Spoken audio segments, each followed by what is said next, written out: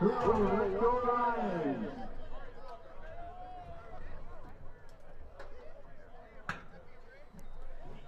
9 of the NJCAA football season takes place from the east side of Detroit this afternoon. As for the first time in this school's history, the Community Christian Detroit branch welcomes in the Community Christian California branch in the first annual Holy War between the two schools. Both of these teams are looking to improve on not-so-successful seasons as the Lions were trounced by Monroe College in their last outing. The Saints, however, were able to get their first win of the season over Paragon 2 weeks ago, a prep school based in Nevada. Hello, everybody. My name is Garrett Pog, and thanks for joining me this afternoon for what is certainly an interesting matchup in the NJCAA. It's not often you see two teams with the same name do battle in the middle of the season, but that's where we are. We were expected to kick off at 2:30. It looks like we're going to go a little bit earlier than that. Kickoff time 2:18. So we will switch our respective scoreboards and get ready to do battle. We'll talk about the keys to the game, some of the players to look out for as the game goes on. Because these two teams both have the Community Christian College name, we're going to refer to them as the away team as the California Saints and the home team as the Detroit Lions, which the Motor City fans would be very familiar with. And this afternoon, you see the Lions wearing the signature black and blue jerseys, white trim. That looked good on Monday Night Football a couple weeks ago. Saints in the tan, tops tan pants, as well as those black numbers as we're ready to kick off here. Kickoff's going to be taken by Joseph Milner and set back to take it back for Detroit, I believe, is going to be Chase Thomas. So here we go. Kickoff is up and wild, and it's going to be taken back, looks like by Linnell Martin, who's going to take it up past the 40, able to keep scratching his way up, and he takes it up to midfield at the 44 for 1st and 10 for Detroit. Good kick return there. And the Lions will start here at their own 44-yard line. So expected to start here at quarterback is Michael Martinell, who's been fantastic for Detroit the past couple of weeks. Throwing for 5 touchdown passes, over 300 yards the past 2 weeks on the road at Myrtle Beach and at Monroe College.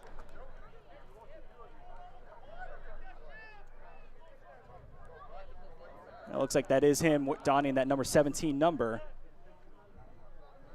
2 receivers to the left, running back to his left as well. We'll talk about some of the standout players for the California Saints here as the ball is snapped. Handoff, it's a reverse. Taking that one back is number 23, Mateo Ledesma, who's able to take it up to the 50 and get a nice gain there of 6, which makes it 2nd and 4. Clock operator for our broadcast is not here, so we are going to update you with the time as the game goes on. Obviously, game just started, so we're looking at 14:30 on the clock right now. Michael Martinell, the Fair State bounce back, Detroit Edison alum. And you've seen a lot of quarterbacks run the RPO option offense, as Detroit has been known for this season. Martinell's more of a field general, able to sling it all around the field. This time, though, it is going to be a handoff. Taking that one up, I believe, is going to be, we're not a fan of it. Looks like it's going to be Deshaun Parkman, actually. A name we have not seen so far this season. You might hear my voice go up and down a million times because there is a bee flying in my vicinity, and it has been since 11 a.m. this morning.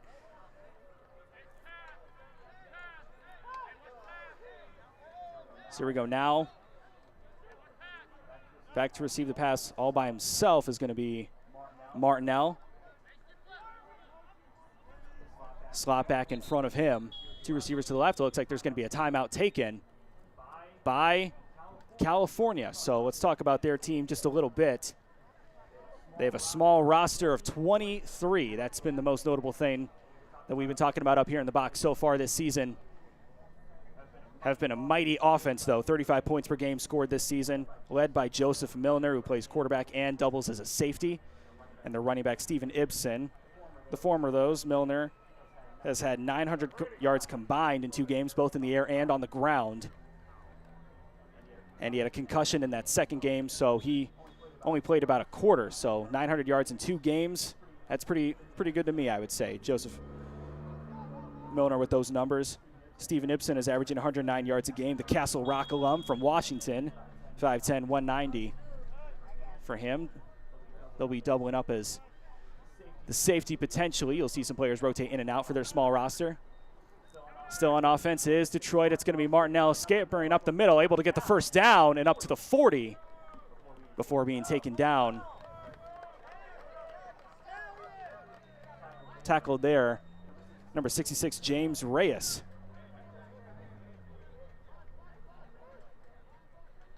So again, two schools bearing the same name. First matchup between these schools in both of their histories. Should make for an interesting rivalry here as the years go on. Detroit will make the trip to California 1 year from today. Not exactly today, but 1 year from now around this time. Martinell by himself takes the snap, passes it off. It's going to be the receiver taking it up, getting the first down and more. Able to push it into the red zone. Not quite. Stopped at the 21 by 21. I do not have that number on my roster. I'll say it's Jeremiah Junius, who in my roster is labeled as 24. I see 24 out there right now, so maybe not him. Apologies to the California fans. I've been given a roster. Rosters on both sides have been questionable to start off throughout this game. Receiving the pass on that one, excuse me. I have on my roster as Trey West, but Trey West not eligible to play in this game, so must be someone else. We'll try to confirm that for you as the game goes on. Martinell hands it off. It's Deshaun Parkman taking it up the right side. Has been untouched. First down, able to push it into the end zone. Untouched. Touchdown, Lions. Excellent work there. Deshaun Parkman getting his first touchdown of the year. And the Lions in their opening drive score a touchdown. That was not the Saints. That was the Lions there on that one. Excuse me. And 11:48.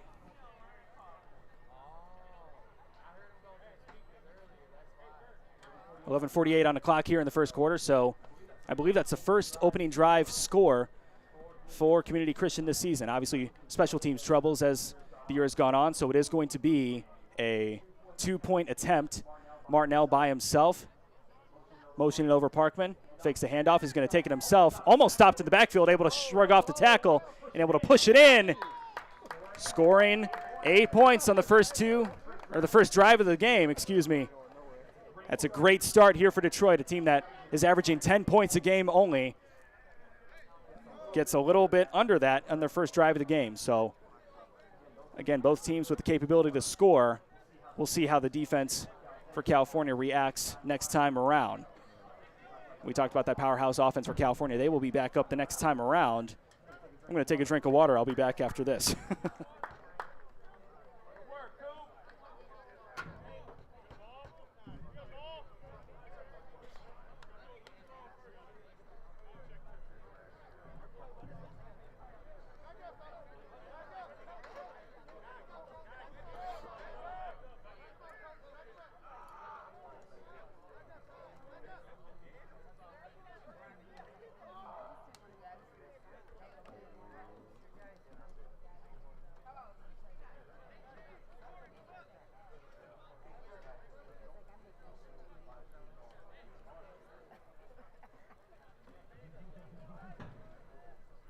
Welcome back to Community Christian Athletics. Thanks for your support of JUCO Athletics here in the city of Detroit, playing on the east side here at East English Village Prep this afternoon.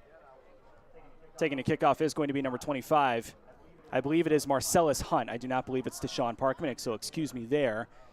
Kickoff received by number 2, Orion Williams. And he's going to be stopped immediately back at his own 30. So receives that kickoff and not able to have a lot of room to work with. Going to be first and 10 for the California Saints at around the 29-yard line. Lions defense, as we talked about in the pregame, has been pretty abysmal to start out. I shouldn't say to start out, as it has been this season, averaging 45 points per game allowed this season. So last week against Monroe College, not able to get a stop. Biggest point of emphasis for the keys of the game for head coach Jeff Reardon and defensive coordinator Jabrell Allen was to simply just get a stop. If they're able to find ways to stop this high-powered offense, that'd be a huge confidence boost, especially here on the first drive for Community Christian. For the Lions, excuse me. That's going to take some time to get used to on my end. Shotgun snap. It is going to be Milner taking the pass. He's able to evade pressure. He's going to take it himself. Not able to pass the ball. No one's able to get a stop. It took 3 broken tackles for number 26 on defense. Amari Baker was able to chase him down. So it's 2nd and about 5 for the Saints. Joseph Milner, that crazy athletic ability that he's been able to display. 900 yards combined, both through the air and on the ground this season, able to do it all. Someone who, even though this roster is short, they are definitely going to look at guys like him to potentially get offers at a 4-year school. So Milner in the gun now, running back to his right, receives a handoff, looks left, and under pressure once again. Almost sacked, not quite. Is it picked off? Not quite. 2 lines running into each other there. Slow to get up. After that one is number 20, Antoine Brown, who almost had the interception there. Ran into his own player. And there is going to be an injured Saint on the field. And as soon as they call the injury timeout, number 14, Abel Ramos, able to stand up, get off under his own pressure. Biggest point of emphasis for the California Saints was for the offensive line to hold up. They have 3 players on the offensive line who have not played that position before, and one of them who never played football prior to joining the California Saints. So definitely going to receive a lot of help from Johnny Arrington, the left tackle and this captain of this California Saints team, if they want to be able to have time to regroup, and it's going to take some time to regroup. So 2nd timeout for California with only 10:44 on the clock.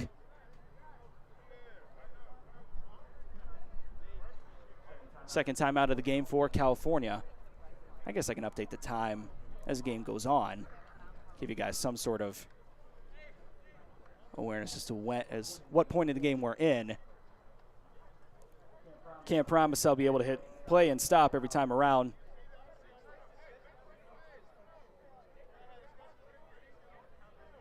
But we'll do our best.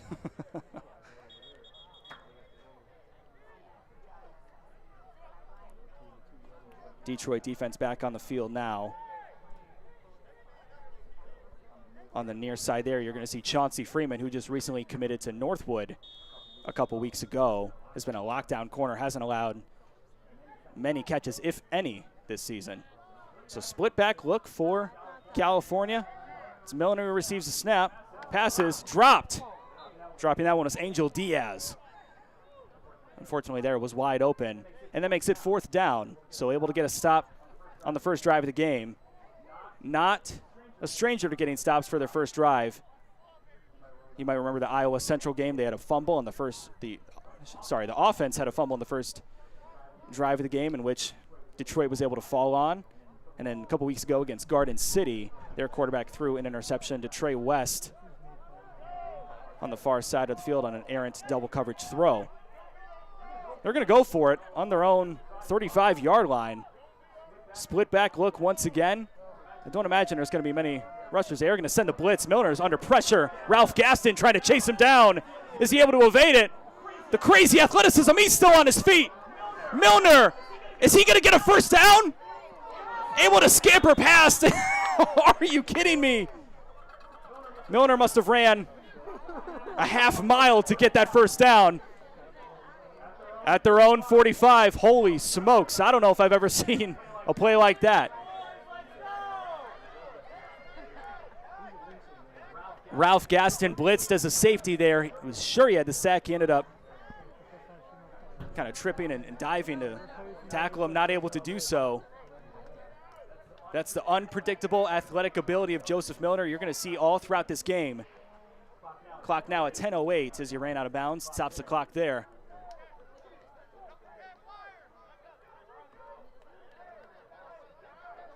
So now Milner, again, going to go with that split back look. The 2 receivers to the right, 1 to the left. Looks like the main offense that they'll be operating out of. I asked Scott Mull, their head coach, what the offense would look like. So he takes a snap there. He rolls out just about every play and is able to get a gain there. Runs for about 5 yards.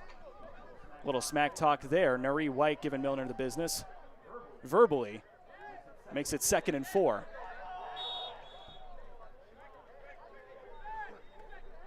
Clock's going to continue to roll. As Scott Mill what the offense would look like, he said 50-50. He didn't necessarily give me any notice as to what kind of schemes or packages they like to run out of. He mentioned that his scheme is very difficult to understand. It's over 100 pages, and so he's been trying to install parts of it game after game. 1-2 record this season, had a schedule mishap with the change of head coaches some time ago. So they had to schedule games pretty late into the season. Milner hands off. It is going to be Steven Ibsen, who I've talked about thus far, not able to get a gain, but it gets it up to the line of scrimmage. That's Antoine Brown stopping him there. So no gain there. 3rd and about 5 here for the offense. And it is going to be a penalty. I did not see the flag there. It looks like a face mask on the defense, excuse me. 15-yard penalty, automatic first down, as football fans would know. So it is going to move California up exactly that much. 15 yards, puts them into Lions territory for the first time today. 8:56 on the clock now at this current moment. Clock will start rolling again. Steven Ibsen averaging 109 yards a game. They like to go to him on the ground. Looks like Frankie Rodriguez is operating as a fullback. Takes a snap there. Is not able to evade that one. Sacked on the play. Who is that? Big number 95. I believe that's Dante Huey Mays. Able to stop him on that one. Fantastic work for the Lions defense. And after giving up a penalty, that's a huge confidence boost. It's 2nd and 16. 2nd and 15, excuse me.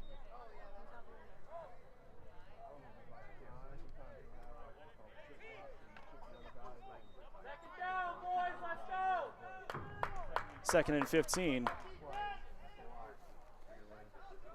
This Lions defense has been generating pressure all day. We talked about the 3 new offensive linemen this season that they're having to work with. They're going to send Ibsen out wide on the near side in the slot. A 6-man rush. They're going to rush that many. Ibsen able to avoid it. He's going to scramble and gain a little bit. Not able to push him out of bounds quite yet. It's going to be an extra gain of 5 in addition to what he had initially. So it brings it to a 3rd and manageable after having 2nd and long. It looks like 3rd and 4.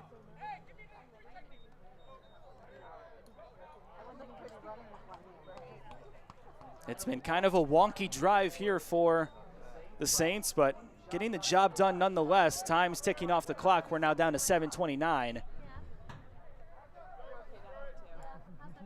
And typically you'll see the Lions kind of go their no-huddle offense. They'll receive the play call from the coach and then go as it is. But the Saints like to take their time, huddle up, talk about it first before they line up. Ibsen behind Milner. Rodriguez to his right. It is going to be Rodriguez taking the handoff. Stopped immediately.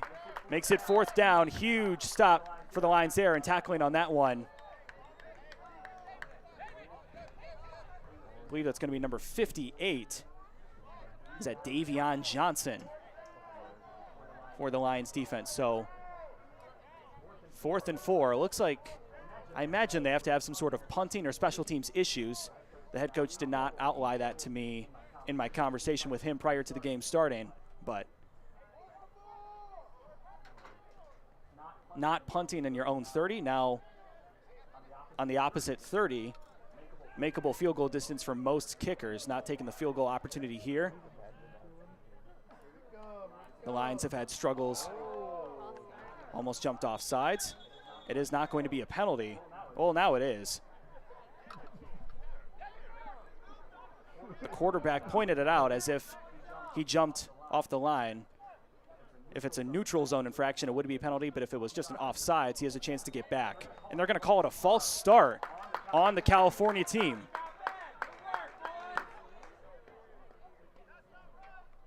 Excellent work from the Lions to stay disciplined and not move.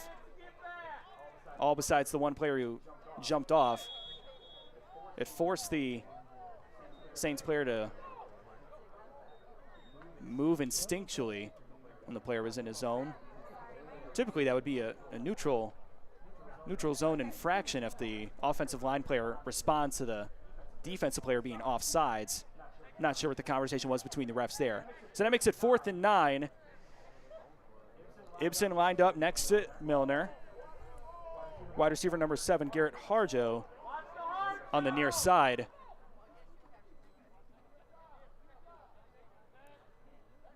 Milner gonna check to see what the protection is like. He receives a snap, looking to move on his feet. Keeps his eyes downfield as a pass wide down the field. It's gonna be intercepted. Taking that the other way is Detroit. Able to do that there. We've called his name a couple times already. It's number 20, Antoine Brown, securing his first interception of the season. And with 5:19 left here in the first quarter, the Lions will be back on the field on offense. So excellent work here from Detroit to start out both offensively and defensively. I said 10 points per game for the Lions averaging this season. It's actually 7, so they've actually scored more here in the first quarter than they have in most games this season. Obviously, tough schedule going up against a lot of ranked opponents and teams. Garden City being one of them, Iowa Central, both of those being home games. We're on the road at Snow College. They're still ranked in the top 5, to my understanding. It is going to be Martinell taking a handoff, or the snap, excuse me. He's going to have a wide receiver wide open down the field. He's going to have a touchdown. Nobody's stopping him. Kayvon Matthews, touchdown Detroit.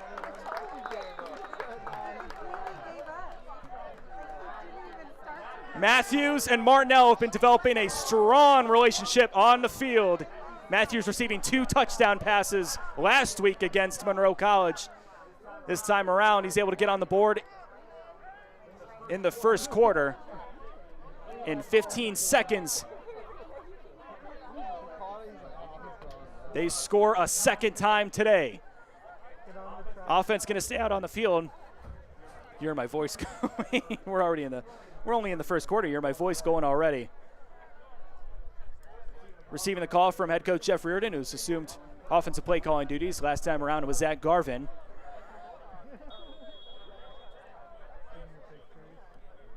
Play clock is going to start.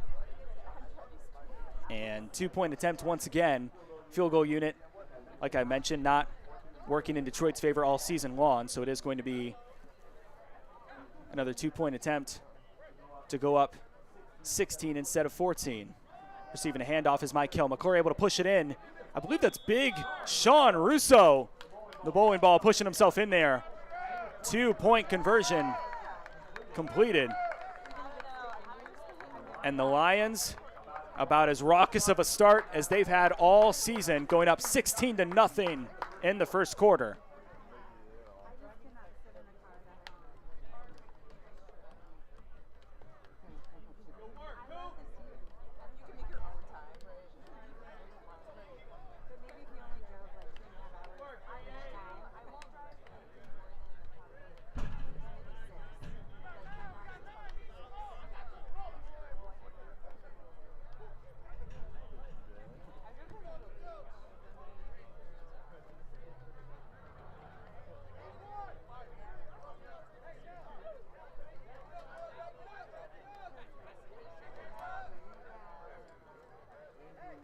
Marcellus Hunt back to kick off once again.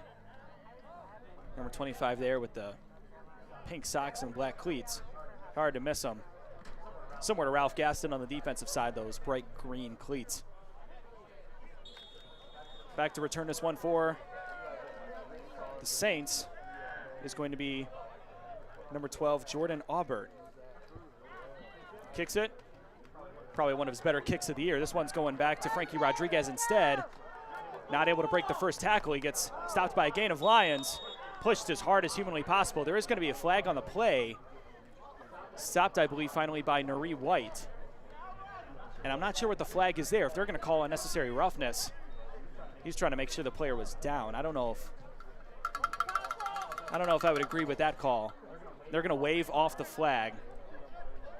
So excellent work there from the officiating crew to make sure they're calling it fair down the middle. So the Saints are going to start again at their own 30-yard line after the Deep pass play from Martinell to Kayvon Matthews last time around. That's Martinell's 6th touchdown pass of the season. Matthews' 3rd receiving.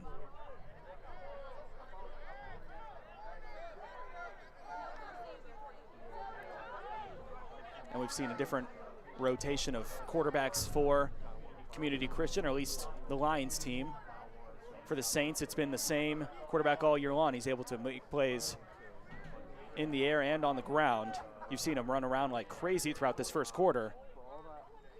So 4:56 on the clock. It is Milner once again throwing left. Gonna have a receiver open down the field. Receiving that one is gonna be Jordan Aubert. And he's dragged up to the opposite 30-yard line. Huge receiving play for California, and that's the kind of boost they need to get themselves back in this game. This defense has struggled with giving up big plays throughout the season. That's their first big play they've given up today. Opposite 35 now. Milner to Jordan Aubert, and typically you'd say that puts them in field goal range, but this is a team that does not operate on special teams. It's just two sides of the ball for them. So it's touchdown or bust for the Saints. Dropped snap, able to pick it up. Now rolling out left, keeping his eyes downfield, throwing across the field. It was a pass for Aubert, but trying to intercept that one, I believe, number 23.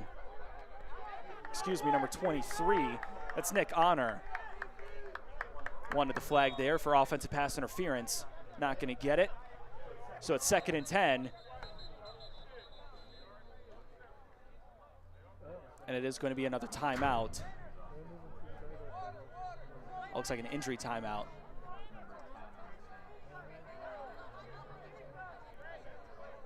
Injury timeout number 10 on the Saints. That's Alton Pate. So both teams will take a step aside and get a drink of water. It is 70 degrees and sunny here in Michigan. For you California fans, it's just another day of the week for you. But for us, that's the warmest it's been all month, and it's the warmest it'll be for the rest of the year. So water jugs are going to be in full effect this afternoon.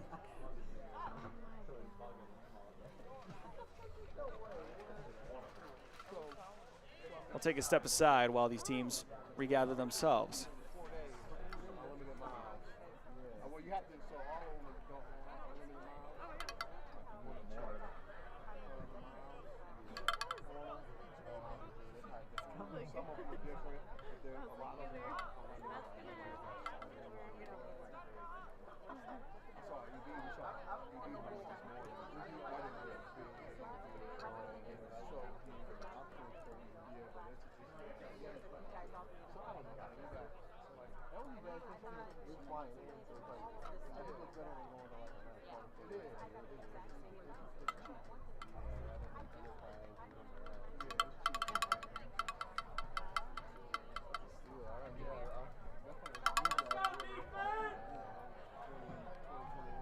Team stepping back out onto the field. The first annual Holy War between Community Christian California and Community Christian in Detroit. Both teams dealing with their own, we'll say, a lack of resources available to them, but making it work to put on a professional NJCAA certified program this season. We'll talk about those in a second after this play. It's Milner on 2nd down, looking to throw, blitzed immediately, not having any room to make that throw, just ended up hucking it out of bounds. Albert's throwing his hands wide out like, why weren't you able to get it to me, I think Milner would say. The pressure was in my face almost immediately. In my typical weekly conversation with Jeff Reardon, I asked what the point of a game like this, or a team like this where you're 1-7, obviously on the scoreboard you're not having as successful of a year. And he bluntly stated, well, the point of the program like this, or season like this, is to get these guys in and out of this program as quick as possible, which, you know, might sound like a negative thing to some of you, but for him, he recognizes the lack of resources here at Community Christian in Detroit, and his main focus is trying to get his players to a better program, to a 4-year school, as Milner's going to receive this snap. Pressured, able to juke out a defender, push himself out of bounds. Pushing him out of bounds is going to be number 18.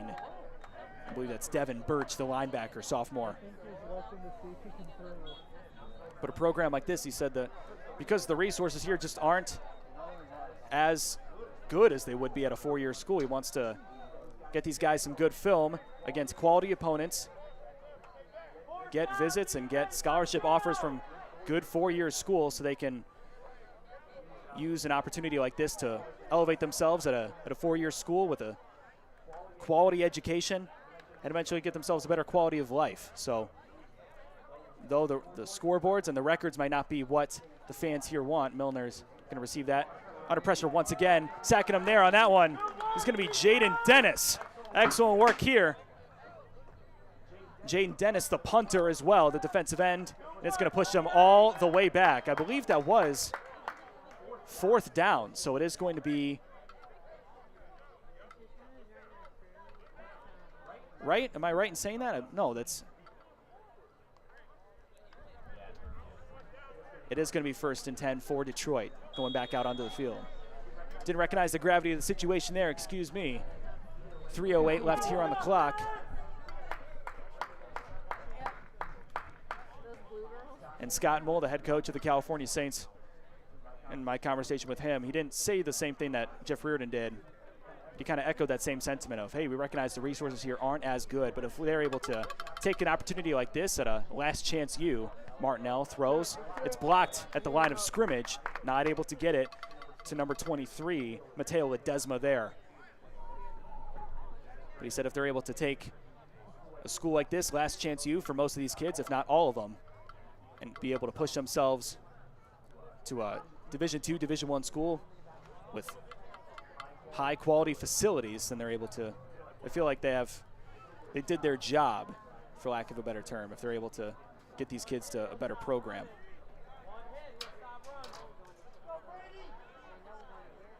So it looks like everyone's lined up towards the middle of the field. It is going to be Sean Russo who pushes his way forward. That's typically something you would see at the goal line, not on a 2nd and 10. So that makes it 3rd and 9. Looked like a kind of a goal line formation there for Detroit. Looks like the ball is placed at a 3rd and 10 at the 49-yard line. Or no, my eyesight's messing me. The way I'm up here in the press box, my eyes are kind of viewed at a slant. I'm kind of looking at the ball not straight on as you typically would. Martinell receives the snap once again, rolls out right, able to jump and get that ball over the defender. There is a flag on the play. Receiving that one, number 7, Jacob Green. Looked like some sort of RPO option. I believe the call is going to be an ineligible man downfield. And that is the call, so it sends the lines back just a little bit more. Typically you'll see those on those run-pass option plays. The communication with the offensive line isn't as good, so it leads a 1 or 2 errant linemen to scamper up the field when they need to stay within that 5, I don't know if it's 5 yards, but 2, 3, 4, 5 yard boundary, we'll say. We'll cover all our bases. If you missed the first quarter, it's been a doozy here for the Lions fans. A nice 8, 9, 10 play drive to start out the game, and then a 1 play 15-second yard throw downfield. This is going to be Martinell able to escape the pressure and pushes up, able to get a first down and more. A shoestring tackle there. Number 17, Nene Arriaga, stopping him there. But it's still a 1st and 10 on a long 3rd down. So 1st and 10, Detroit in California territory. Again, looking to score on their 3rd play of the drive. Or sorry, on their 3rd drive of the game. Yeah, first drive, a nice successful long drive, and then the second one was just a deep pass from Martinell to Kayvon Matthews, who he's developed a good relationship with. It is going to be a running back, kind of an inside zone run, able to take it to the near side. Receiving this one, looks like number 14, Elijah Rashid. Not typically a receiver here, but not typically a running back, but lined up in that spot, gets the opportunity.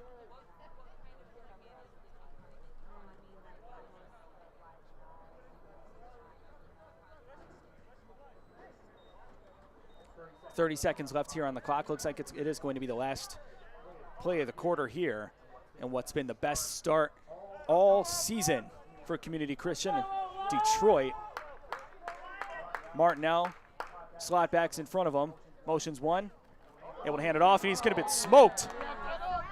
The awareness to be able to take it off and go. He's at the 10, to the end zone, touchdown.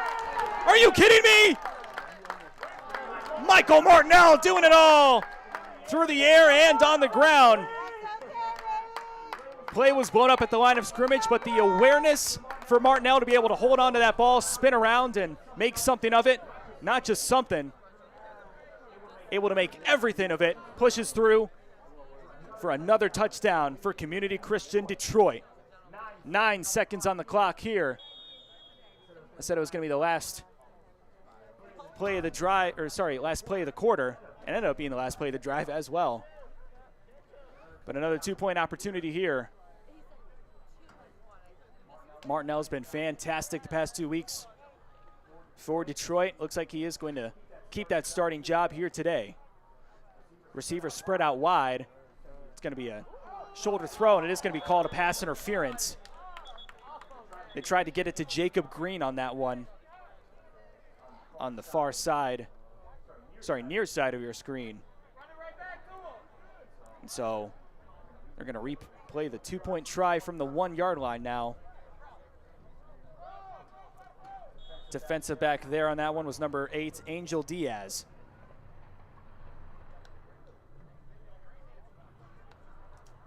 And just a little too much grabbing and shoving for the Saints there. Reardon sends in the play call. They had everybody spread out wide last time around. Now it looks like they're going to use a heavy tight end look to the far side of the field. Running back to his right. Martinell receives a pass, able to get it to Jacob Green this time. Touchdown, not touchdown, it's a 2-point conversion for the Lions and puts them up 24-0 with 9 seconds left in the first quarter.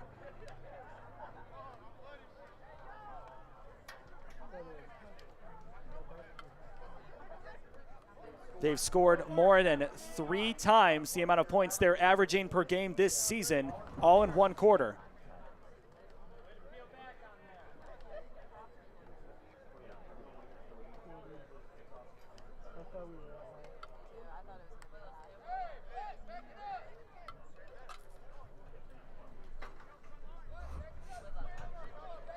Haven't talked much about the Saints defense this season. They are averaging 32 points per game allowed this season. So they've been able to score a lot, but their defense just hasn't been able to hold up this year so far.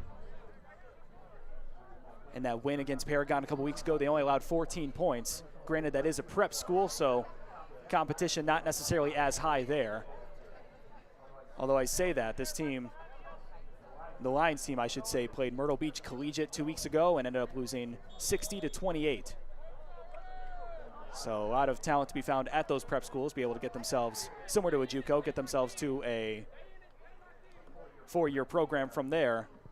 Squib kick is going to be taken at the 40 by number 18 and able to scamper it up just a little bit. No 18 on my roster for the Saints. Sorry about that, California fans. I imagine it's the thing I hate the most about not having the names and numbers for some of these guys is I feel bad for the parents and friends of said individual that tune into this game and they want to hear their name called on the broadcast. When the coaches don't provide me all the information necessary in order to do that, it makes my job just a little difficult. So I try to do my best here, recognizing the limitations we have in the box and on the field for both sides, I should say. But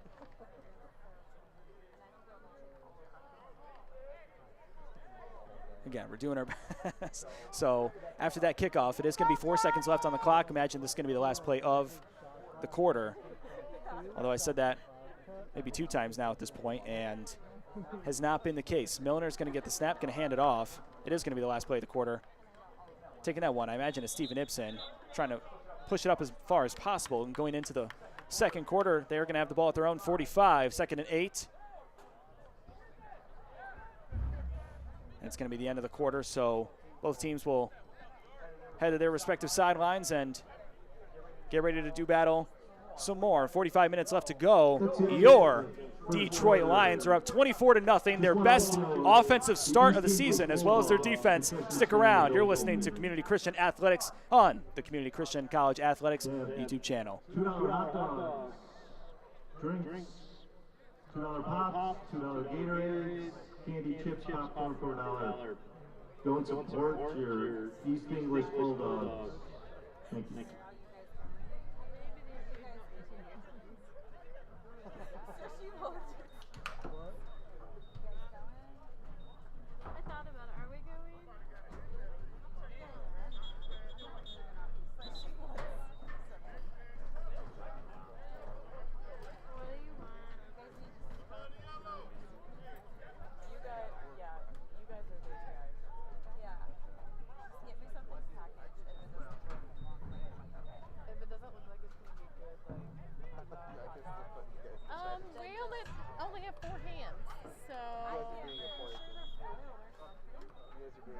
You can absolutely go. If it doesn't look like a good hot dog. I'll take a Gatorade.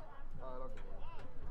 I need to stretch my legs. Quick intermission here for the first annual Holy War between these two teams. That's Milner receiving the snap under pressure immediately. It's going to be sacked and destroyed by the Lions. In on that one, number 5, Xavier Green, the outside linebacker, along with maybe 5 other Lions players.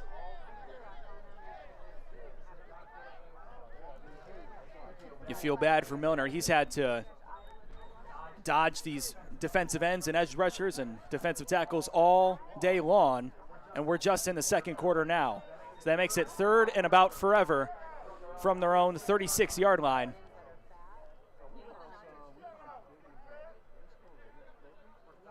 Four receiver look here for Milner. I don't imagine that he would be handing the ball off. Able to receive that snap. He's going to chuck it up, hoping that his receiver's there, and nowhere in the area. Number 14, Abel Ramos, not even looking for the ball on that play. So it makes it 4th and forever. And I don't think there is a punter for the Saints, so I imagine they're going to be going for it here. Earlier in this game, the Saints did have a 4th and forever, and the Lions had a chance to stop them. They were able to throw about 5 edge rushers his way, or 5 defensive players his way, I should say, and Milner was able to escape them all and rush for the first down. So I don't want to say that this is the end of the drive for the Saints just yet, because that athletic ability of Joseph Milner is able to do quite a bit, and he is going to punt it away. Nobody in the area, and it is going to pin the Lions back about as far as humanly possible, and the ball is going to set at the 10-yard line. So excellent display there from Joseph Milner, who now triples as a quarterback, a free safety, and now a punter. Just a perfect punt to push them at their own 10-yard line. 13:51 on the clock.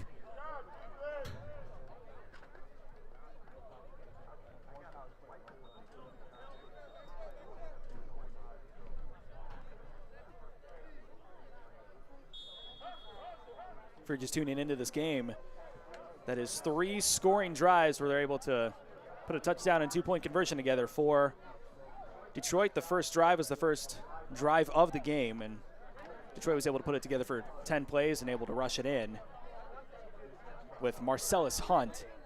Next time around was a deep shot from Michael Martinell to Kayvon Matthews, and Martinell on a 3rd and long at about the 35-yard line was able to rush it around and push it in himself. Receiving this one is going to be number 4.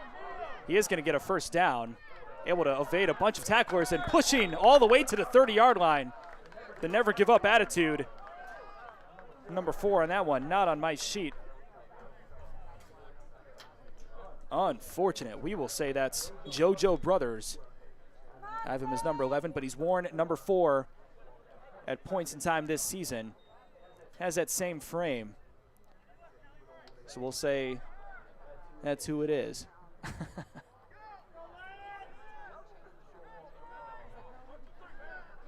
It is Michael McClure in at quarterback this time around.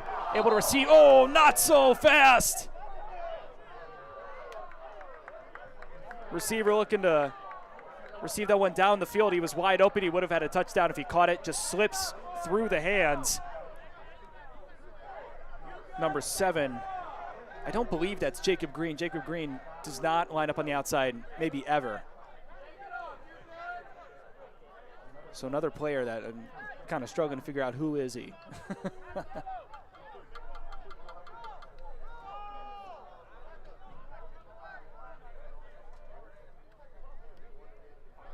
Regardless, it's 2nd and 10 at their own 30-yard line. Michael McClure back in at quarterback. Had the running back rushing out wide. That's number 31, able to push it to the outside now. A lot of mass on that man, but able to get a nice gain after he swings around the field on the end around.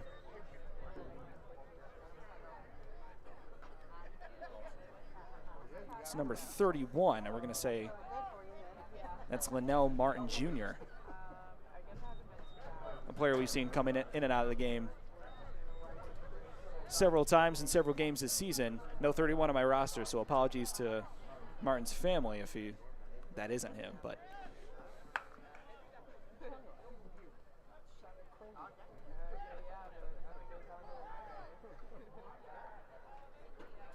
McClure, 3 receivers to the right, fakes a handoff to Martin, evading the pressure. He's going to have no receiver down the field, just hucking it out of bounds. Chasing him down on that one is Makai Oliver from the Saints. Almost had the sack, but McClure able to evade the pressure. That excellent offensive ability from McClure. One of my first conversations with the Lions this season is going to be 4th down, by the way. But one of my earliest conversations with Jeff Reardon, he mentioned McClure as the most athletic person on the team. Someone who's been able to pass the ball, run, and receive catches as well.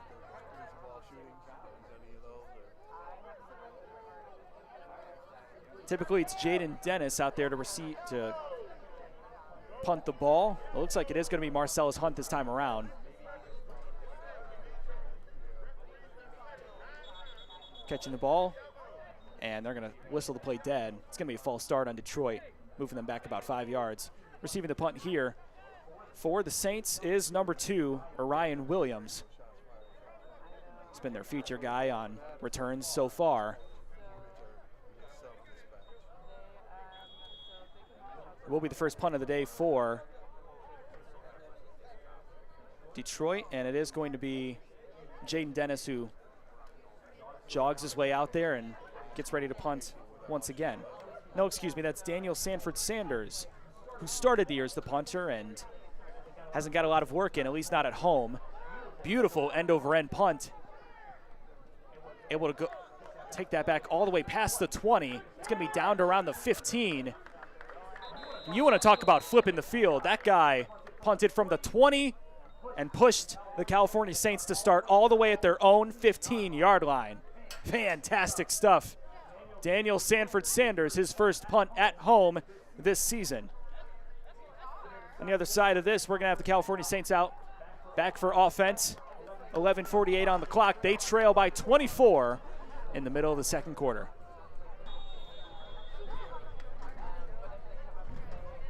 We'll stay right here, actually. It looks like they're going to get ready to go back to work on offense right away.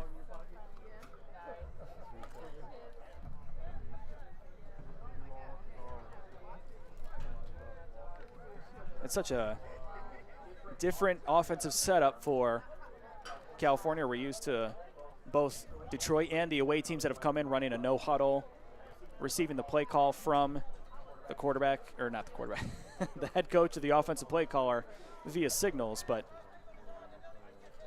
the Saints have been huddling after every play so far. That is going to be a rush, not going to gain a lot.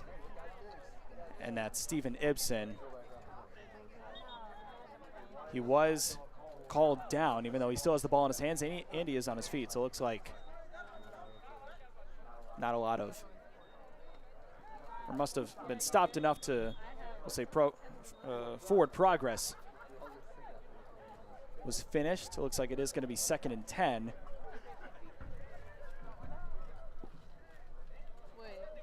If you're not familiar with this California Saints team, they are 23 players deep. That is it.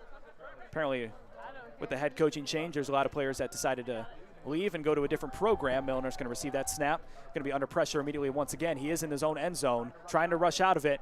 And he is going to make that pass. No, not quite. Wanted Angel Diaz on that one. He would have had the first down. Not able to get it as it drops on the pass. There is a flag on the play. Another ineligible man downfield. We've had one on Detroit. It looks like it is going to be one of those on California this time around. I think it's a 10-yard penalty typically, but they're at their own 15, so it is going to be half the distance to the goal.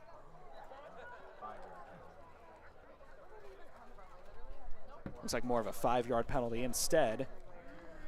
So it puts them at their own, looks like the 8-yard line, 2nd and about 16, 17 to go here for California. So I started to talk about 23 players deep, a lot of players that decided to transfer or leave with the head coaching change. Scott Mull's been able to retain some of those players, one of which the starting left tackle Johnny Arrington, the captain of the team. He is in his own end zone as Joseph Milner trying to get it out by any means necessary. Able to complete the pass. Jumping up for that one is Frankie Rodriguez. Great stuff there for the Saints. That's the kind of push they typically need on offense, but I think it only added up to a 3-yard gain, so it is going to be 3rd and 15 for the Saints.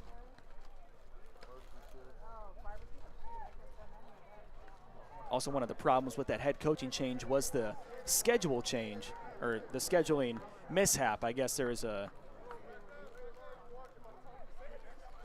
miscommunication between the former head coach and the schedule that they had, as opposed to what the new coach had. So they had to pretty much put together a schedule last minute. So only 3 games played for the Saints this season. They're 1-2 so far. A win today would put them at 500, of course, and it is going to be a false start. It's going to push them back even further. At their own 10-yard line, it is going to push them back to the 5.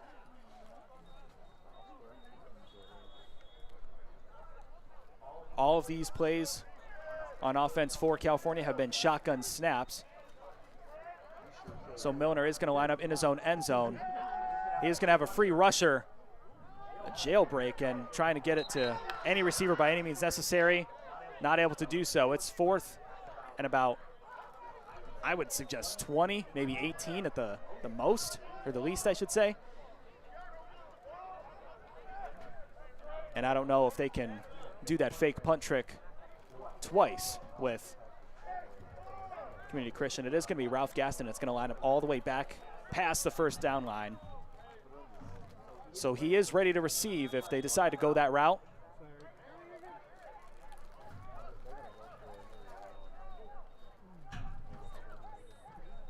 I'll tell you what, I try to give the away fans a shout out anytime I can. There's been a lot of far traveling fans from Iowa, from Kansas, and now some fans in front of me from California made the trip out here to Detroit, Michigan, supporting their guys. So fantastic stuff there.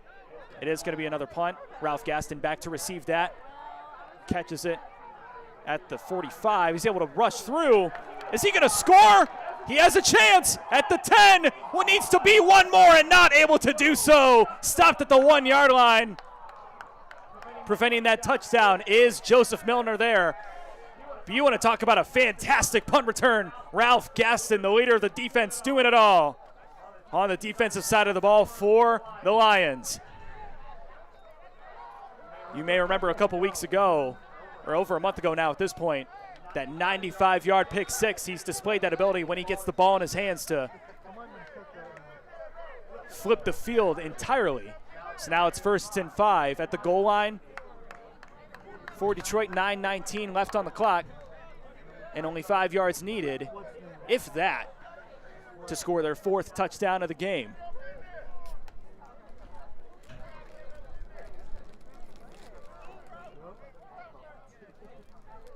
Third quarterback change of the day. I do believe that's David Williams in there. We have not seen him at home once a season. He's going to take the snap, roll out right. He's going to have had a receiver out wide. It was Jamel Thomas. Pass was too soft. Jamel had to dive down for it. They're going to call it incomplete. So earlier in the game, I said that Martinell probably had the starting job locked up. But this Lions offense, they like to throw some wrinkles in there, give you some new looks that you're not expecting, as well as get some tape for these four-year programs that are looking at guys like Williams, Martinell, Michael McClure, Mekhi Hunt, who's been stellar in the run game this season. It is Williams once again, throws out left. Able to catch it with one hand. It was out of bounds, though. Oh. Out wide receiving that one was Kayvon Matthews, who's throwing the one hand out there. Did you see that? Did you see that? Yes, we did. And that would have been a fantastic play if it counted. Some discussion amongst the refs. Not sure what's going on there.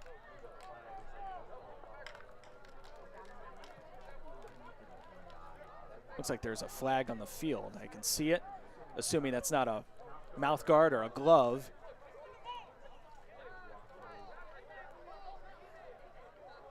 Looks like there's a flag on the defense. They're going to say personal foul on both teams, so they offset. So 2 incomplete passes from David Williams. It is going to be 3rd and 5, 3rd and 4 possibly, at the goal line now.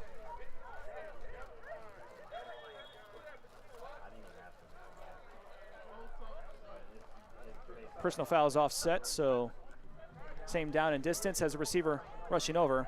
Able to fake the handoff. It is going to be Williams taking it himself. Touchdown, Detroit. 4th touchdown of the day for Detroit. 1st of the day for David Williams. Faked the handoff and ran it up the middle.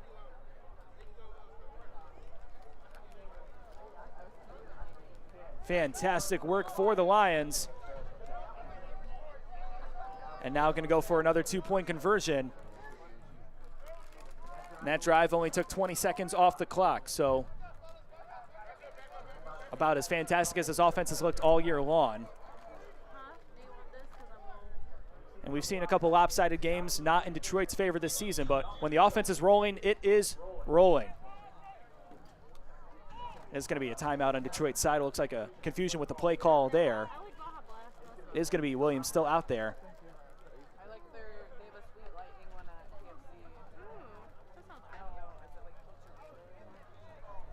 They take a minute to discuss that. Oh, I saw that.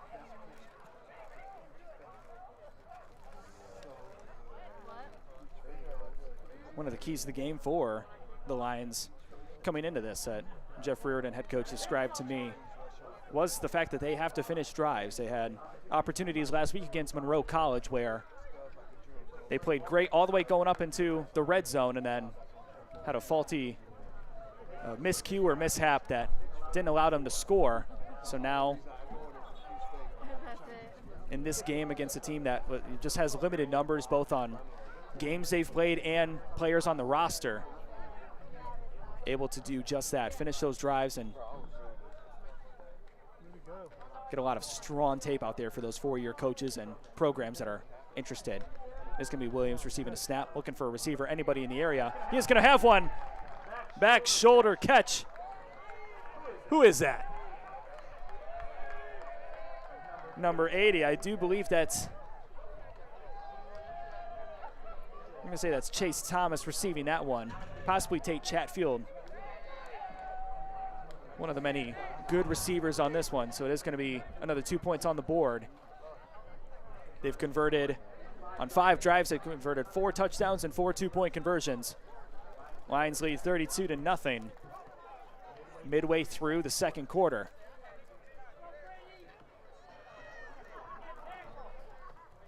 Last time around, they lost to number 8 ranked Garden City. They were number 8 ranked at the time. I believe they're moved up a little bit since then. They lost 63-0. So now the roles reverse here, as it looks like they are on pace to score more than 63 against this California team in Detroit. About triple the amount of rostered members. That's not including the red shirts who've been providing support on the sideline all year long. Marcellus Hunt back to kick off. It's going to be a squib kick down the middle, and falling on it immediately, kind of stumbled on it, was Aaron Cabral there.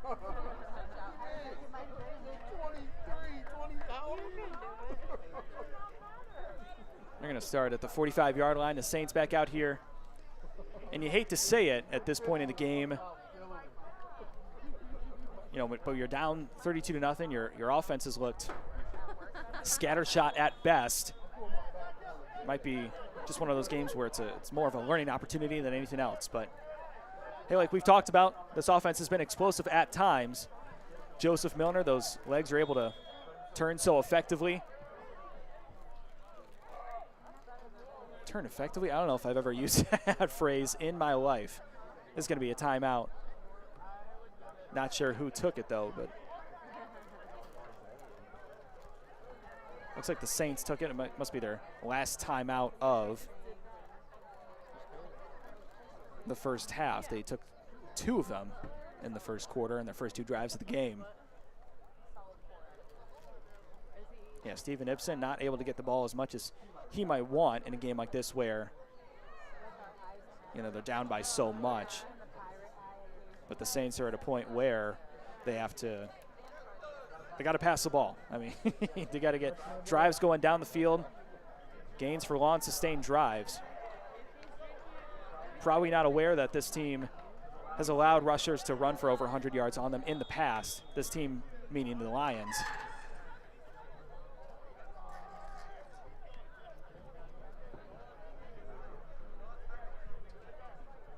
So back to receive that one is going to be Ibsen. We just talked about him. He probably wanted some more touches. He's going to receive the direct snap and push right through the middle. Play's still not over yet. The cloud of dust settles, and it is going to be a 4-yard gain for the Saints.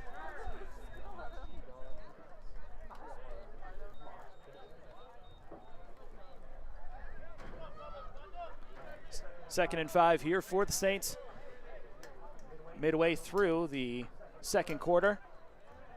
Again, no clock operator here in the booth with us. So we'll be updating you on the clock as it goes, and I'm doing my best to update it as the game goes on. Another kind of goal line look. It is going to be Ibsen ready to receive it. Not Ibsen, excuse me. That's going to be Frankie Rodriguez. Now pushes forward, and this might be the name of the game for California moving forward. It's 3rd and 1 now after the 5-yard gain.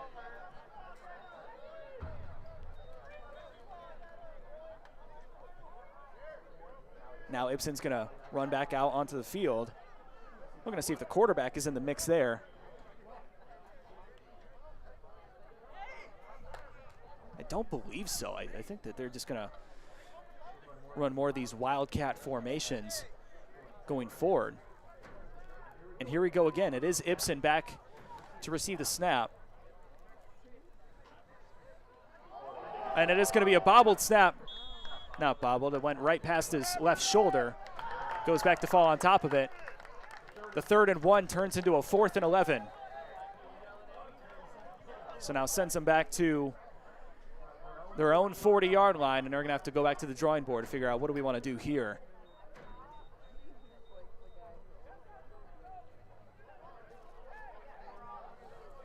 Quarterback not found, at least on my end. I've been looking through my binoculars since the drive started to see where he's sitting. There is a player on that away bench that kind of has his head in his hands, potentially frustrated or upset.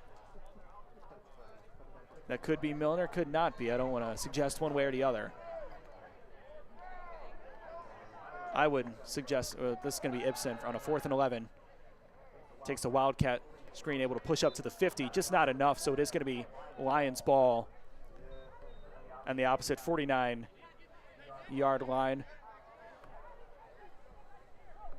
for Detroit. 6:27 left here in the second quarter.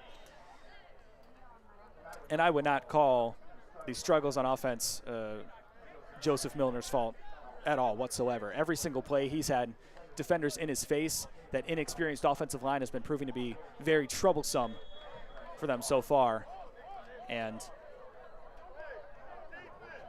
I mean, you'd be silly to suggest that it was that any of the offensive struggles they've had have been Milner's fault. For those who didn't hear on the pregame, 3 new offensive linemen, or 3 players that have not played offensive line prior to this year for California, and 1 player who never played football prior to college. So huge learning curve there.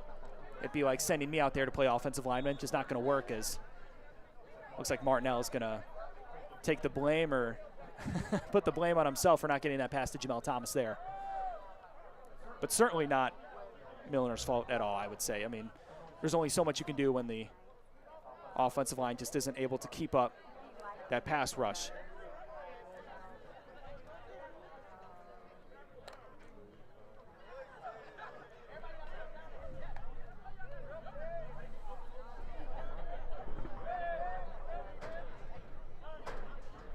It is Martinell back out at quarterback. Not sure about the running back, but looking through, see what it is. It is going to be another bunch formation. It's going to be Martinell trying to counter and take it around. He's going to be whipped and thrown to the ground. Number 75 on that one. No 75 on my roster. We will suggest that it is Jacob Batteron. Imagine a lot of the large numbered players on this roster. When I say large, I mean 60 and above. Play both offensive and defensive line for this team. Johnny Arrington, the captain, on his player profile lists both offensive and defensive tackle. At least when he was coming out of high school. Played at New Haven, Indiana at Blackhawk Christian School, 6'3", 297. Just a massive frame and a huge help, I'm sure, for that defense and the offense. That blindside blocker. Running back behind him, it is Martinell, excuse me, rolls out to the right, passes, goes right through the hands. Should have had that one. It is going to be Mateo Ledesma. Lets it go through his hands, and that is Milner out there at safety, who just dapped him up saying it's okay. So we were looking through trying to see where he was. That was not him on the bench. That guy is still there, so it is going to be Milner jogging off the field now, as it is 4th down and about 15 after the loss on the sack there. 5:19 left to go here in the second quarter. Good opportunity here. Orion Williams back to receive the punt. Looks like it'll be Daniel Sanford Sanders once again. Had that beautiful end-over-end punt last time around.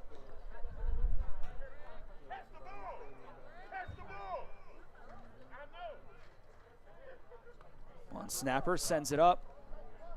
It'll be another end-over-end punt. Orion Williams not looking to catch it this time around. The ball is going to take its way all the way back to the 10-yard line. Beautiful punt once again. So California will get the ball at their own 10-yard line. 5 minutes to go. We'll see if they continue to do that wildcat look that they were doing on the last drive, or if they're going to go back to Milner at quarterback. See different types of looks that they can get.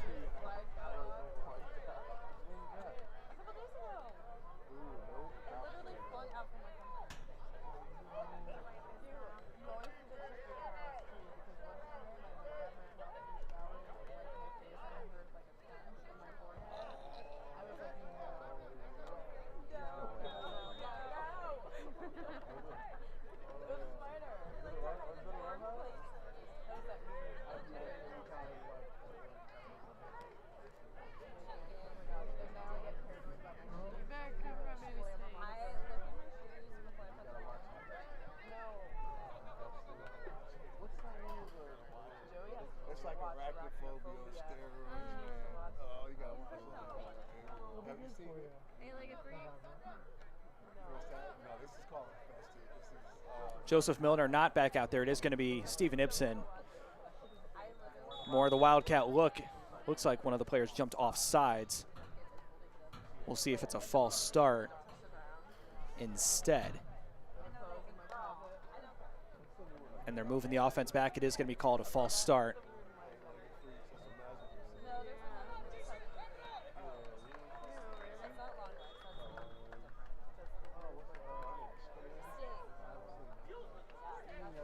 Puts them back at their own 5-yard line after the 5-yard penalty. 1st and 15. Less than 5 minutes to go in this game, or in this half, excuse me. Bit of a Freudian complex there, almost gave away how I was thinking this game is going to go. Frankie Rodriguez fakes taking it himself. He is going to hand it off. That was Garrett Harjo that received that handoff this time around, and when you're at your own 5-yard line, now 2nd and forever, handing it off. I don't want to say they're punting the game away, but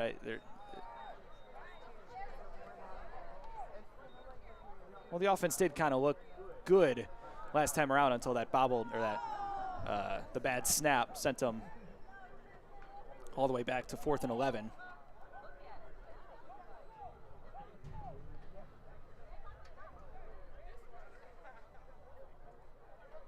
But like we've talked about, this offense has looked anything but consistent. It's probably the best word I would use. It is Ibsen faking the pass. He is going to be dragged out. Throws it. It's going to be intercepted. There is a flag on the play.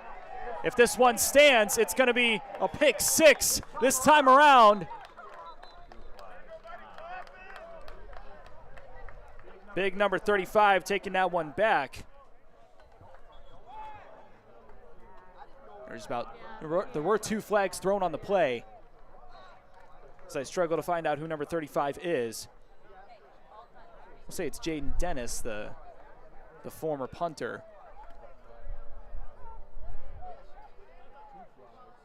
One flag is thrown prior to the interception, the second one thrown after the interception. So it just depends on which one is called and which one's accepted. That will tell us whether the interception and touchdown stands or not.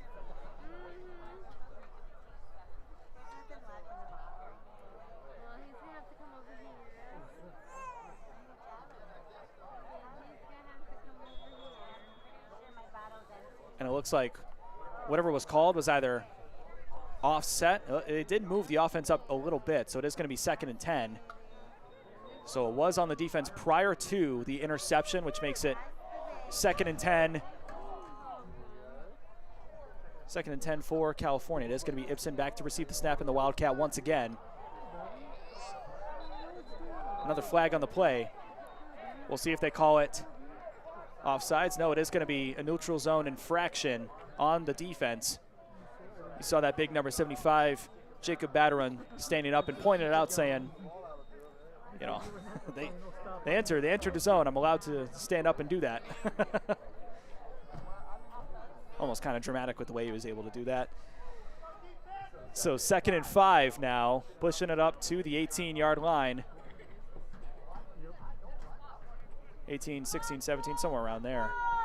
Again, viewing it on an angle, it's tough for me up here in the box. It is Ibsen trying to push it up, getting a first down, potentially not quite. 3rd and 1 at the 20. So a play that looked, or a drive that looked destined for failure.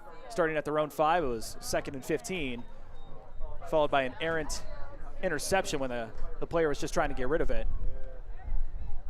Ended up some flags on the Detroit side of giving the California Saints new life. So 3rd and 1 for California. It is going to be Frankie Rodriguez back to receive the snap. He'll do so and pushes through. A lot of players in the vicinity. Some offensive linemen down on the ground, and they are going to give it to him. It is going to be first down. They gained just enough. So 1st and 10 at the 20-yard line, which is where I thought the 3rd and 1 started from. I guess not so much. 32-0 your score, as you can see on the screen. It is going to be a timeout, an official's timeout. And that brings it all the way down to the 2-minute warning. So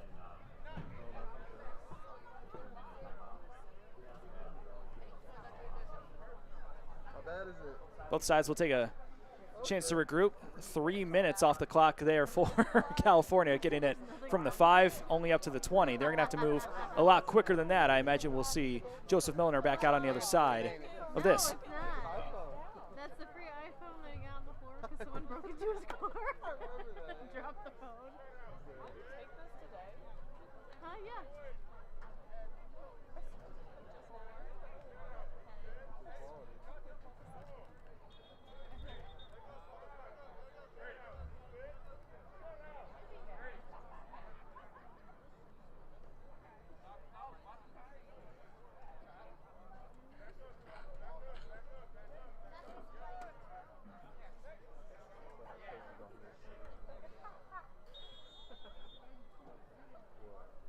Two-minute warning comes and goes.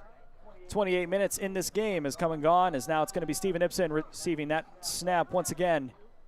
Driving up to the far side of the field. Defensive line not having any of it. On all of these Wildcat snaps, they have yet to really get up to the second level.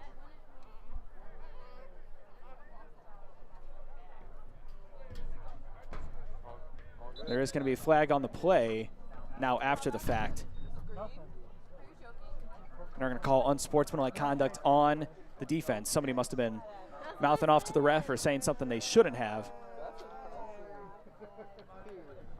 Which, another Detroit Lions penalty, giving the California Saints more life.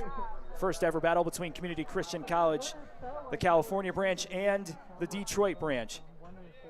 Looking to see who reigns supreme in terms of the NJCAA programs this season. Your Lions will take on the Georgia Knights, the Community Christian team down in Atlanta, Georgia, later this season. In about a month from now, in Atlanta. So a handoff. Frankie Rodriguez hands off. It is going to be number 7 taking it up to the near side. Number 7, Garrett Harjo, receiving that handoff. No gain on the play, though. It'll be 2nd and 10.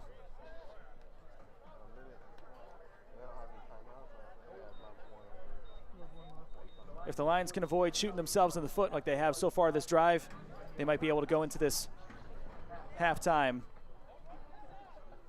without letting up a single point.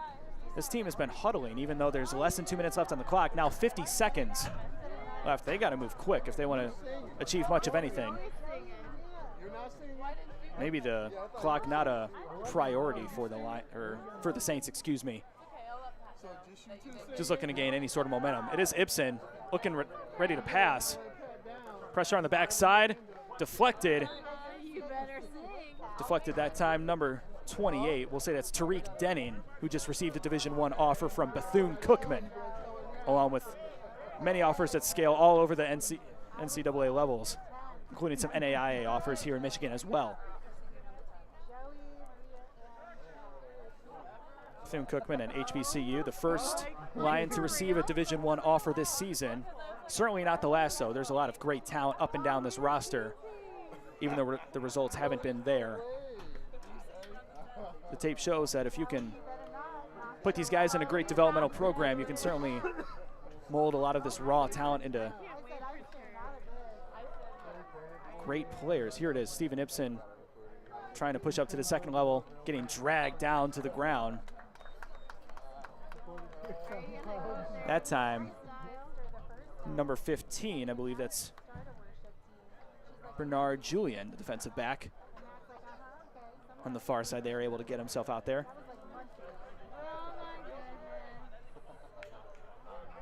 And it looks like that is going to be the end of the first half. Again, like I said, this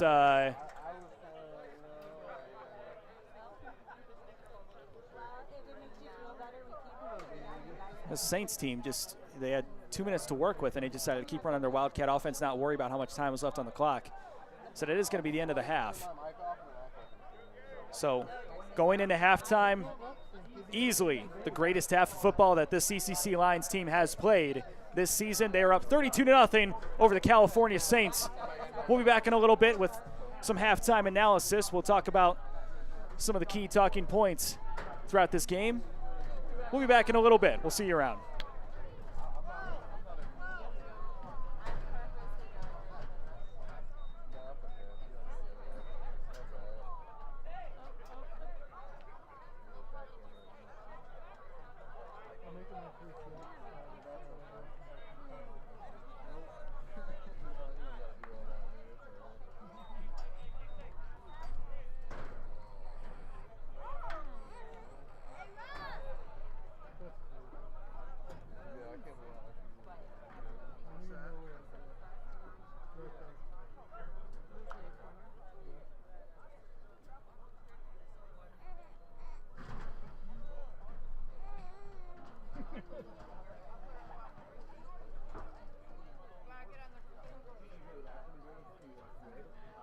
It's okay.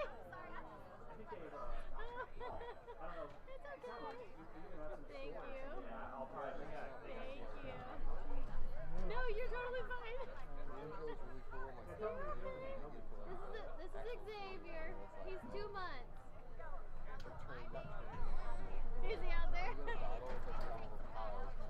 Yeah. I was like, that's my brother out there. We got a hot minute before we. Thank you.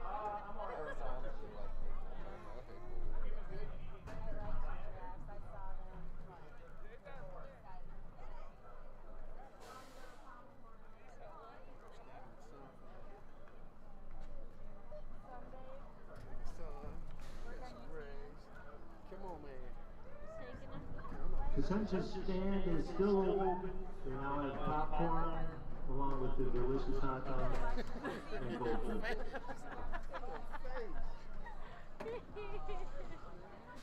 Hey, Grandpa.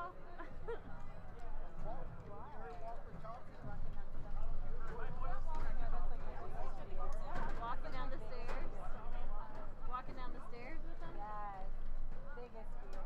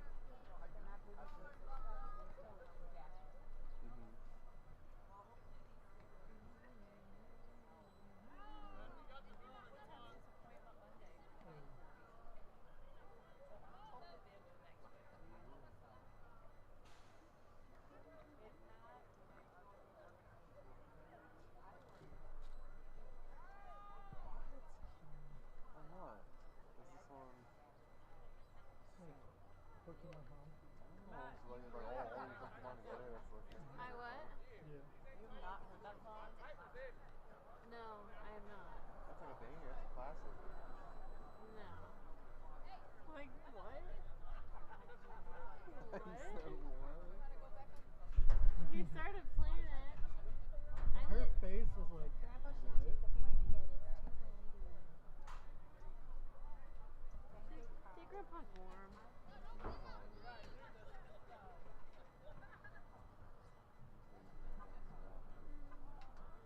Hey, $10 he runs over here.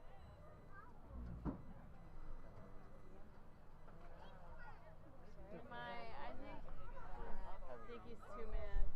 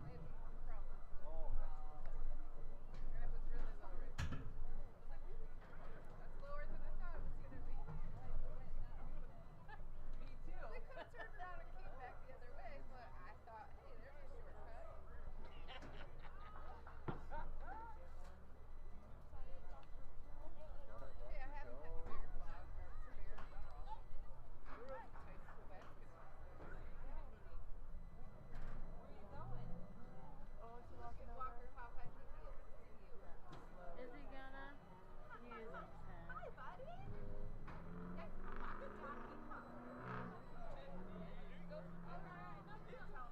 I know, I keep seeing the black shorts in the thing.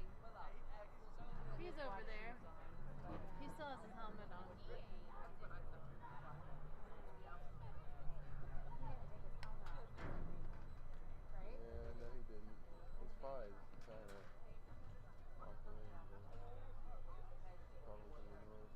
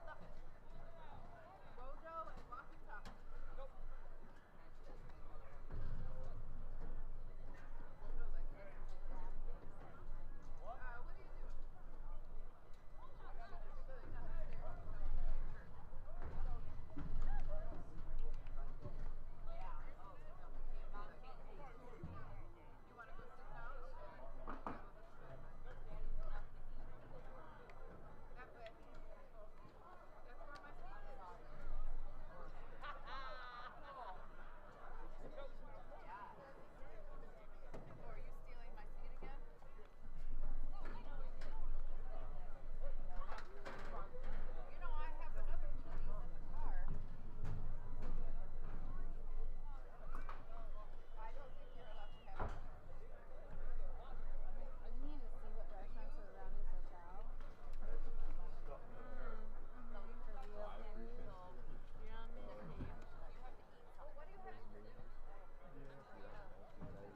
Down there, I'm like, what is wrong with these people? It's crazy. What about it? Man, you're good at what you do. What about Yeah. How long has she been? Yeah. Yeah. She took it off. This is my first season doing football. I did college commentaries for soccer last year. Love the drama. Play-by-play. So was the soccer like broadcast or like?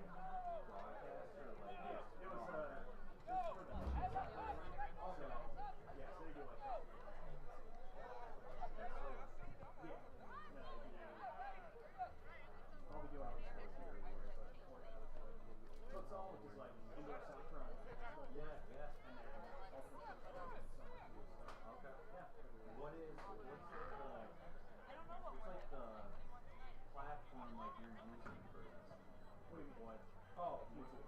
It's just on YouTube. Yeah, you'll be able to find it. If you want to see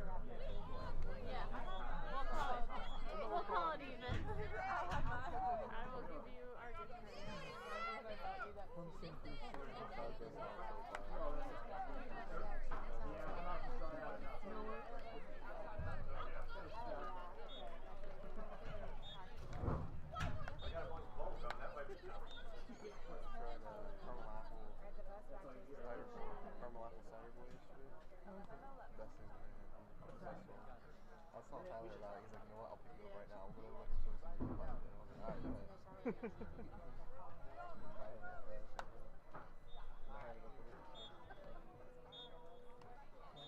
not like hard, like you don't face like the carbonation, it's like really smooth.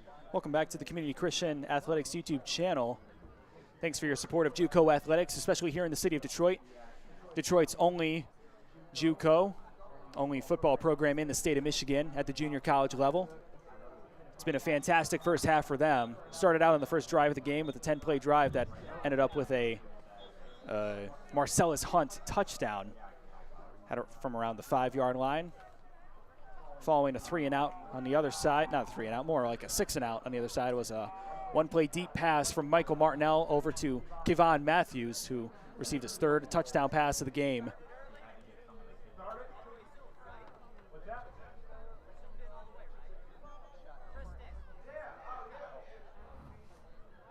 Sorry, it looked like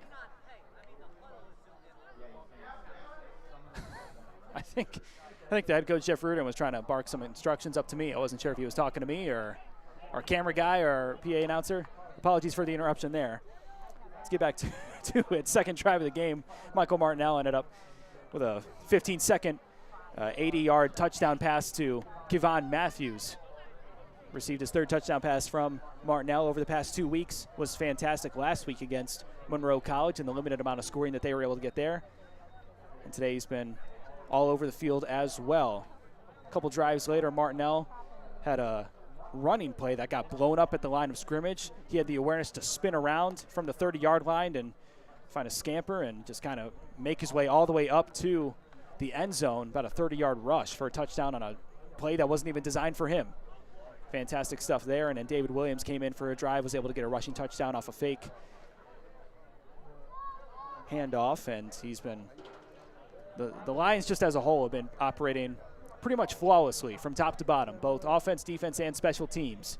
So for the California side, we talked about it, their offense has been, scoring 35 points per game. They've yet to score a single point today.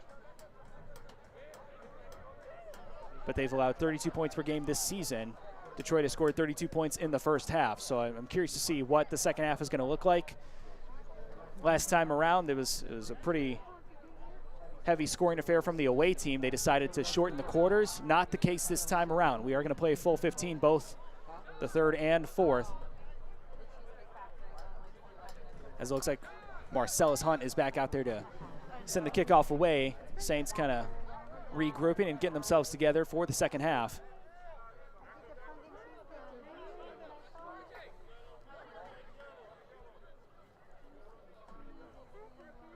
Throughout the first quarter was Joseph Milner having to pretty much do it all himself. The line of scrimmage, the offensive line has been,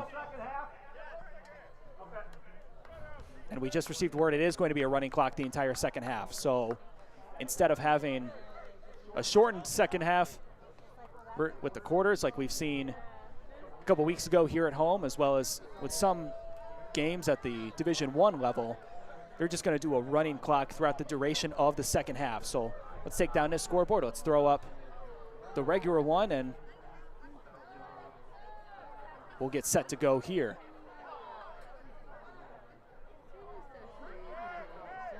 No longer halftime. It is the 3rd quarter.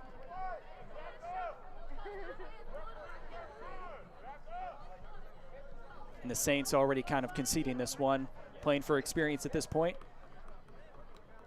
Back to receive this one is number 12, Jordan Aubert.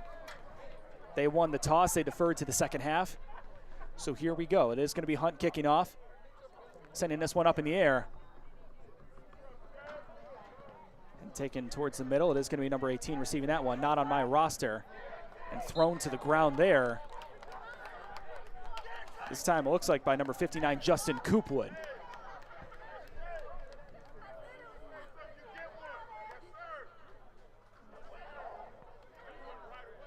Saints are going to start the drive at their, looks like the 43-yard line, something like that. And as we talked about, the clock is going to run throughout the duration of the second half. So we're at a point now where the California Saints, the first quarter, they had a had some good quarterback not sneaks, but scampers, for lack of a better term, with Joseph Milner when the line just wasn't holding up for him. Biggest point of emphasis that head coach Scott Moll talked to us about prior to the game starting. Milner's going to receive that. He's back in the game and broken up at the line of scrimmage, deflecting that one. I believe number 48, Daniel Sanford, 46. No 46 on the roster. We'll say that's Justice Creston, who's played the interior defensive line for the majority of the year. So throughout the first quarter was Joseph Milner receiving the entire duration of those snaps. Second quarter, we saw more of a wildcat look with Steven Ibsen and Frankie Rodriguez taking the ball themselves and running up the middle and towards the outside. Just not able to hold up this defensive line at all. Frankie Rodriguez able to help Milner escape. Milner's going to huck that one deep down the field. 3 defenders in the area. Who is it caught by? It's definitely in the hands of somebody, and it is going to be an interception for the Lions. Taking that one back was number 80. Oh, there is going to be a penalty, though. And there is a roughing the passer on Detroit. Almost had their second interception of the game. Antoine Brown was the one who received the first one earlier in this game. A roughing the passer wipes away that interception and moves up the Saints to the opposite side of the field at the 42. If it weren't for penalties, I don't know if the Saints would have gotten to the opposite side of the field all game, but missteps and miscues from the defensive side have allowed for more life throughout California. Running clock still, so less than 13 minutes to go here in the third quarter. Lines up 32-0. Motions over receiver, handoff. It is going to be Frankie Rodriguez. Stopped immediately. Nowhere to go. Stopping him on that one, number 38, Jaden Dennis. Fantastic work for the defensive line here. Again, if you're just tuning into this game, this is an offensive line with 3 inexperienced linemen. 2 of them who've never played offensive line prior to this year, and 1 of them who never played football prior to joining Community Christian College in California. A lot of alliteration there with the CCC. Not so much here in Detroit.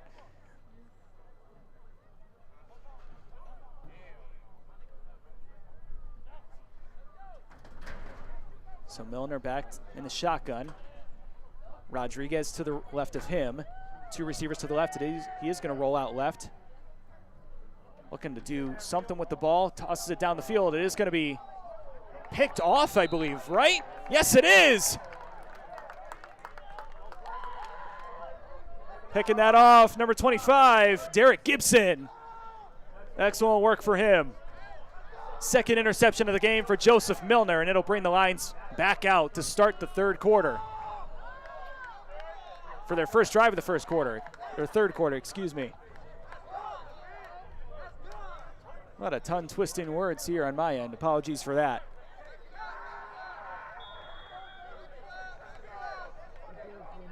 Clock continues to run, so this drive will start at 11 flat and will continue to roll throughout the duration of the second half. Michael McClure is back out to play quarterback. Had a pretty efficient drive last time around. I don't believe that he was able to make anything of it, though. Receives that snap, throws deep. He's got a receiver open. The defensive back was tugging at his jersey. I believe that was Chase Thomas looking to receive that one. Not able to do so. Defensive back on that one, Alton Pate. And I don't know if you could see it on your camera, but in my eyes, he had one hand firmly on the back of his jersey, preventing him from running forward. So no call there.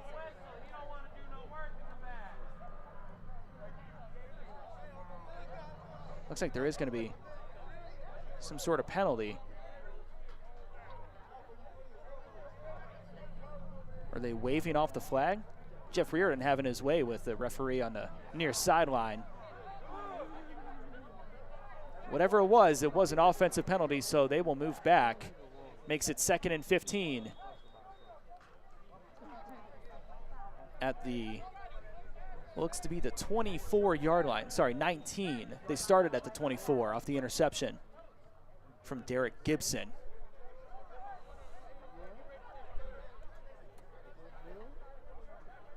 Still out there is McClure.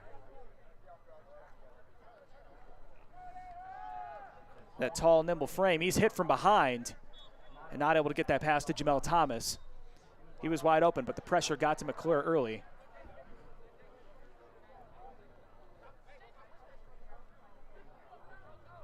McClure, that tall, nimble frame. 6 foot, 190. Bounce back from Ferris State as well as Martinell. He's got that ATH listed underneath his profile, which is code for anywhere you need me on the field, coach, I will be there. He's played snaps at quarterback. He's been an efficient runner. He's received some passes as well. They're going to whistle the play dead after Marcellus Hunt motioned. They're going to say it's a false start on the offense, pushes them back even further.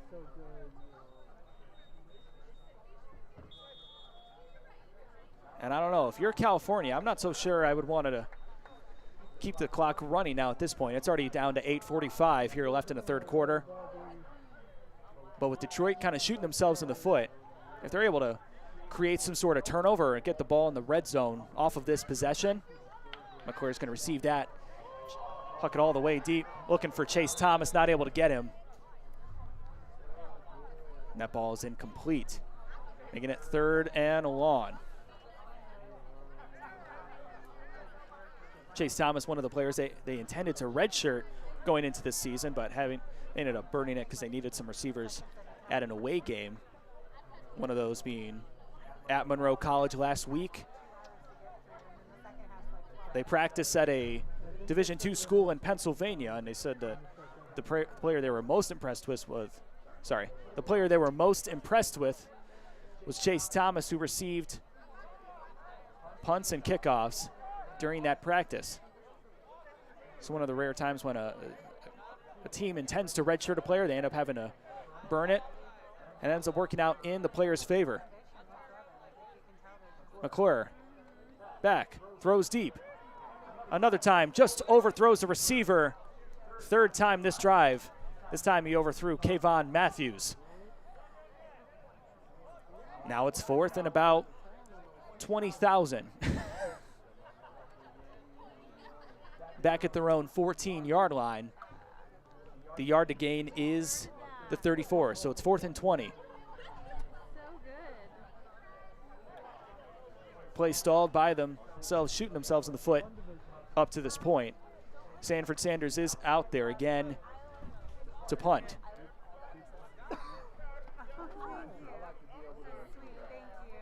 Less than 7 minutes to go left in the game. And after only being down 30 points, I am kind of shocked that California elected to have a running clock for the entirety of the second half. They definitely, if they're able to put 2 or 3 drives together, they certainly have a chance of getting themselves on the scoring board, especially now this drive, this punt, not Sanford Sanders' best. It'll be California starting at, we're going to call it at the opposite 35, so it's only going to be a punt of about 20 yards. I thought the ball went out closer to the 45, but regardless, still in opponent's territory. 6:17 is where the drive starts, but again, running clock here in the second half.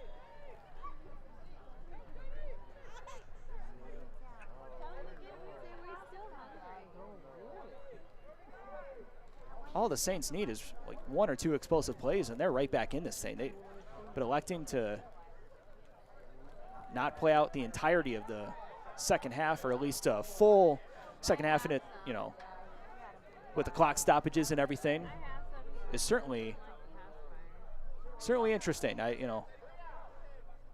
can't make any sense of it. I wish I could. He does like to sit up.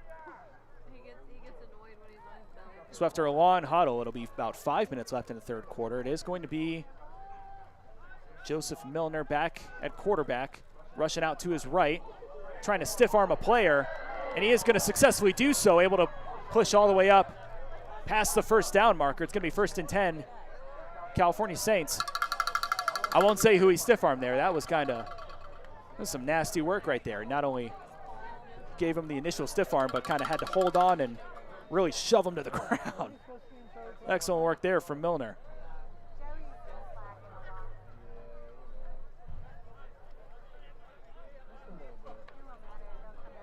As for clock stoppages, it's only on injury timeouts and official timeouts, as well as the 3 timeouts that each team has in the second half. But I imagine that Scott Mull and co are not going to look to use those. Milner once again looking right, had a receiver open to the left, didn't see him, trying to avoid the pressure. Able to scoop past a couple defenders, drops the ball, and it is going to be a fumble. Lions not able to jump on top of it. Milner gets back on top of it. And the defensive end who jumped on the ball there, but not able to secure it, mad at himself. I believe that's number 45, John Hunt. Actually operates as a defensive back for the defense.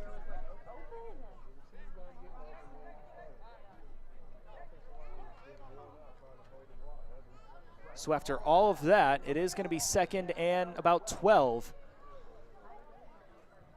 Clock still running. We're about at 3:51 now. Milner giving instruction to his running back, Frankie Rodriguez. I imagine this play is going to go his direction. No, it is going to be a fake. Offensive line not holding up. Throws across his body into 3 defenders. It is intercepted. The Lions are going to take this back. Having a way to drive this one all the way. Has blockers and runs out of bounds. Intercepting that one, number 80. Had one taken away from him last time. There is a flag on the play, though. We'll have to see what that one is.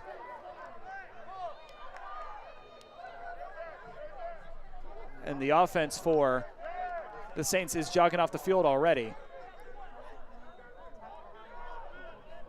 It is going to be a holding on the intercepting team, but it was after the fact, so it is going to be an interception and a first down, just driven back a little bit from where they received the ball. I have no number 80 on the defensive side. The one I had on the offensive side was Trey West, a player that is ineligible for this game. So I apologize. There is some confusion between the different players that are out there for each team in terms of what number they're wearing. So congrats to him. It could be his first interception of the season. It could be one of multiple that he's had already. I don't know. But nonetheless, it'll be the Lions back out to start this drive. 2:48 left here in the quarter.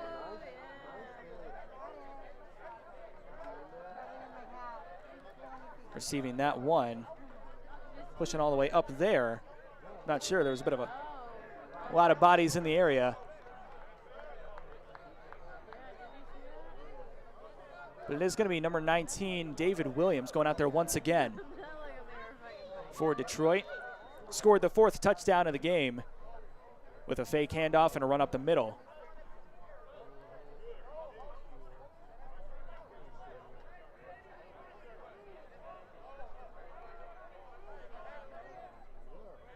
With the clock running as fast as it is, imagine this is going to be the last drive of the 3rd quarter.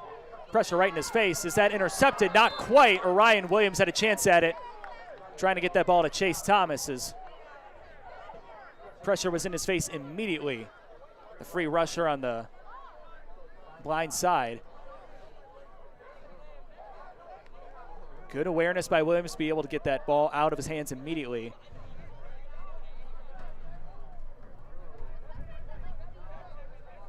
Makes it 3rd and about 5.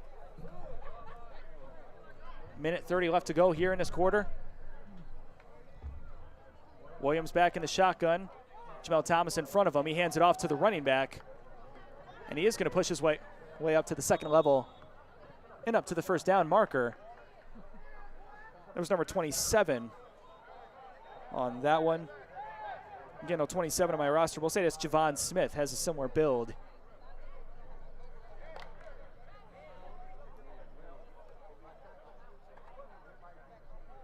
And Javon Smith, the typical running back here to start out the game, at least for Detroit the last couple times around. Another snap here. David Williams avoiding the pressure. Skates past two defenders. He's going to take it himself. He's going to get tackled by two Saints there. The first of which, Garrett Harjo.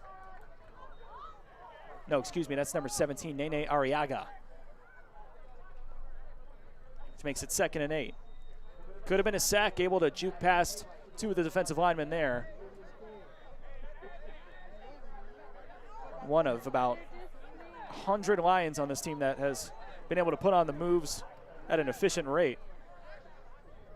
Excellent work there for Detroit's offense. 10 seconds left in the quarter. I imagine this is going to be the last play of said quarter. Motions over Jamel Thomas. Flag on the play. David Williams just looks to get it out of bounds. He will do just that. Flag was thrown by the near side line judge.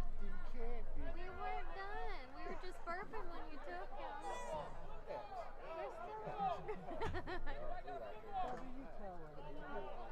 Say, Grandpa, I'm a growing boy. And they're looking for a football. The ball boy not doing his job. Umpire finally gets it. You tell him, Pumpkin. They called it a false start, but the play continued on. Usually in a false start, the play will be whistled dead. And that is going to be the end of the third quarter. Lions still up 32-0. Both offenses not really doing a whole lot of anything. So both teams will get a chance to talk about it, try to do something more productive. And it'll be Lions ball, 2nd and about 15 when we come back on the other side of this. Sometimes I burp him and he's like fussy, and then all of a sudden he's going.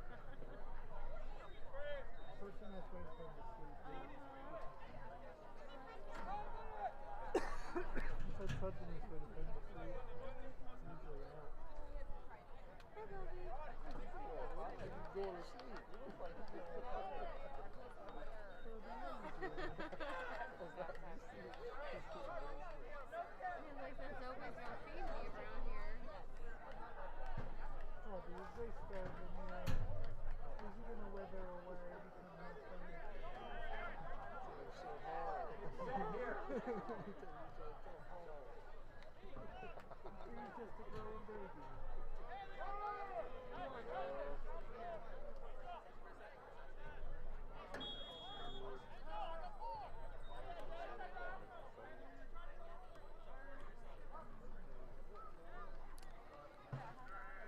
Pass from David Williams over to the running back, able to scamper it his way up past the first down marker.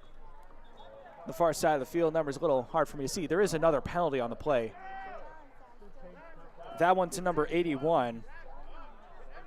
Said it's Quentin Goodlow Malloy. We haven't called his name yet today.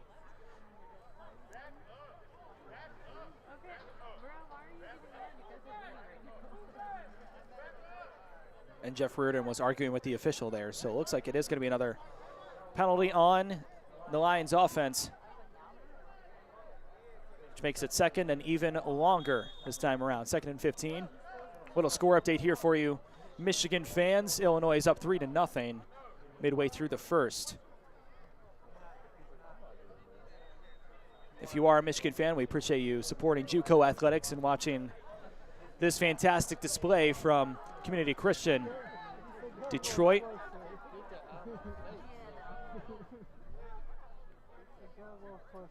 Five wide here for the Lions offense. Quarterback takes that one. It is David Williams, able to huck it over the head of number 17, Nene Arriaga, to prevent the interception, but not able to get it into the hands of number 4 receiving there, JoJo Brothers, I believe that is. Makes it 3rd and long. Again, if you're just joining us, it is going to be a running clock throughout the rest of the second half, so you're wondering, why was the first half about an hour and a half long and the third quarter was like literally 15 minutes? It's because that's all it was 15 minutes in real time. So I believe it was a decision made by the California team just deciding to punt on this game overall. David Williams once again looking left, throws, has a receiver deep in the area. It is going to be intercepted, and taking that one back is number 10, Alton Pate. Dancing his way up past the 40, and the Saints will have the ball at their own, the opposite 39-yard line. Signs of life here for California. I mentioned he decided to punt on the game, but I'll tell you what, if you're California, you might want to have a conversation with the referees. Hey, maybe we won't keep the clock running. Got to imagine that's going through Scott Mull's head, the head coach of CCC California. Drive will start at 12:40.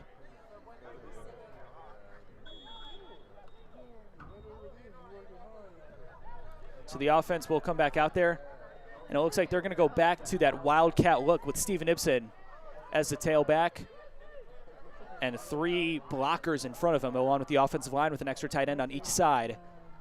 Wide receiver out wide, not sure what you're faking there. It is going to be Ibsen breaking through the middle, stiff-arming a defender and taken down in the red zone. First red zone trip for California this game. Receiving that one was number 18, I believe. Or maybe he just is the one who ended up with the ball. I thought it was Ibsen who received that snap and took it up the middle. Able to break through the line, and one of the best displays of blocking we've seen from California all day, possibly all season. Wasn't able to catch any film on them prior to this game. There is a penalty on the play. Go figure. And it is a penalty on Detroit. So, story of the game, it's been a tale of two halves for Detroit. They've been able to maintain their lead.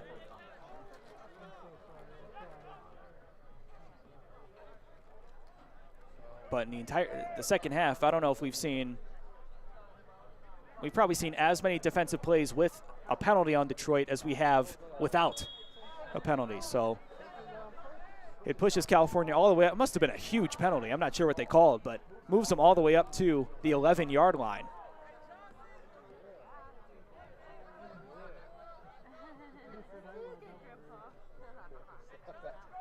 I believe the play ended at around the 15 initially. It's going to be Frankie Rodriguez receiving this snap, trying to create that same magic. A Lions player is going to lose his helmet, and it's going to be a gain of just about nothing, maybe a yard or so.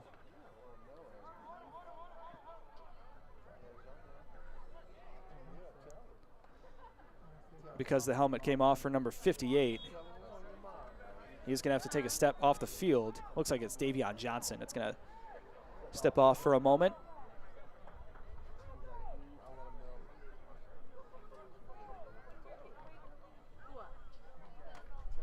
Head coach Scott Mull kind of tempered expectations in my conversation with him, saying, hey, there's only 23 players on the roster. We kind of had to put this schedule together last minute, the roster last minute, as well as the offensive playbook, which he described as over 100 pages long. He's trying to install different parts each week as the season goes on. That is Ibsen taking it up the middle. A lot of strong legs on both sides of the ball there, but it is going to be a stop. And now the clock will stop here for an away team timeout for California. So clock's going to stop at 10:34, the first clock stoppage other than the quarter switch here in the second half. So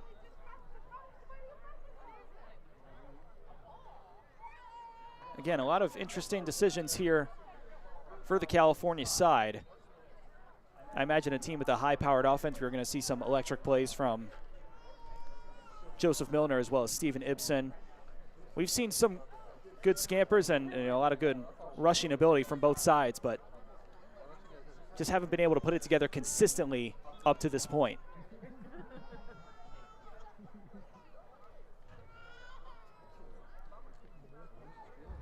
Going with the Wildcat to end the second quarter was an interesting decision there, electing to have a running clock for the duration of the second half. Also an interesting decision. I mean, California, it seems like they're just playing for experience at this point, not so much the result. He is going to get thrown down to the ground. Multiple flags in the area. The sack on that one would go to Jaden Dennis.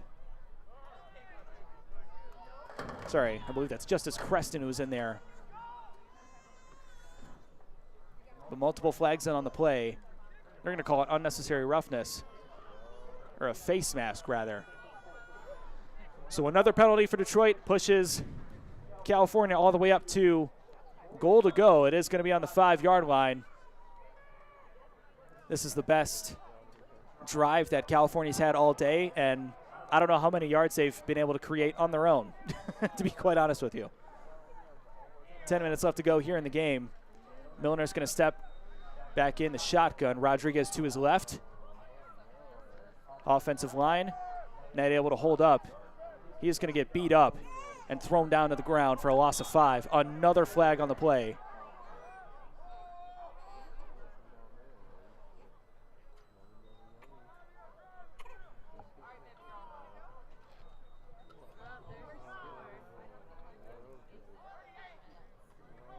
And I've seen a lot of broadcasts with sponsors for different aspects of the game. So say if they get into the red zone, you have a red zone brought to you by so-and-so.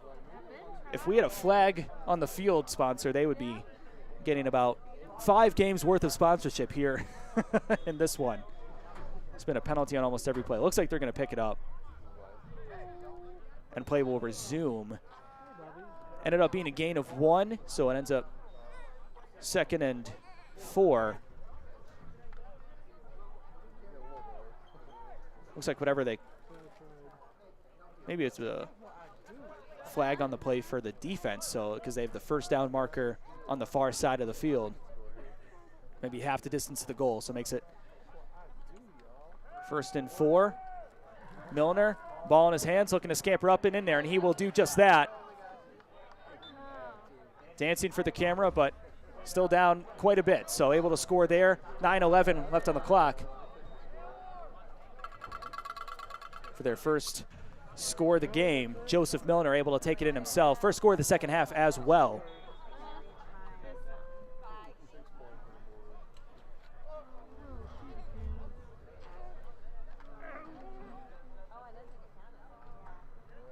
And the special teams not an option for California, as you may have seen throughout the game, so they will go for the 2-point attempt. Same kind of look we've seen throughout the game so far. It will be Milner in a shotgun, Rodriguez to the left, 2 receivers out to each side. Milner looks left. No, looked like he was just standing there, and he's going to fall down. Try to get the pass off. Not that a incompletion or a sack means anything in this instance. It's just a dead play at the end of the day.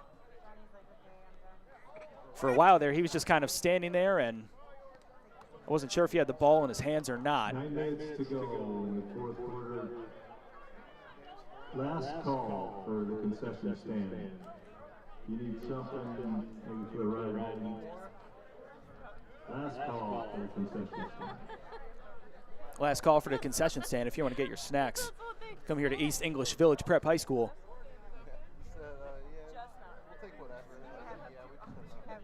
And what's been Community Christian's best game all season, no doubt about it. Obviously, the second half has been muddled with injuries, which isn't always ideal, but to be able to play almost perfect in the first annual Holy War between Community Christian College of California and Detroit. It's been excellent work here. Another stellar performance, you might say, was the 28-8 win over Hocking College some weeks ago. There were ineligible players on both sides of the ball, so that has been ruled a double forfeit, which results in a 0-0 tie. So not officially 8-28 in the record books, but for our purposes, it was a nice win to have. And at that time, it was their first official NJCAA win. This will count for another one. Milner back to kick it off, down 6-32. 9:07 left to go in the game. And that's about the best kick we've seen all day. Receiving that one, Chase Thomas tried to receive it over his shoulder, not able to do so, but he picks it up regardless and is going to stop himself over the 20-yard line. So whether he let that one go for a touchback or took it back, the result is the same. 20, 21-yard line, stopped there by number 12, Jordan Aubert.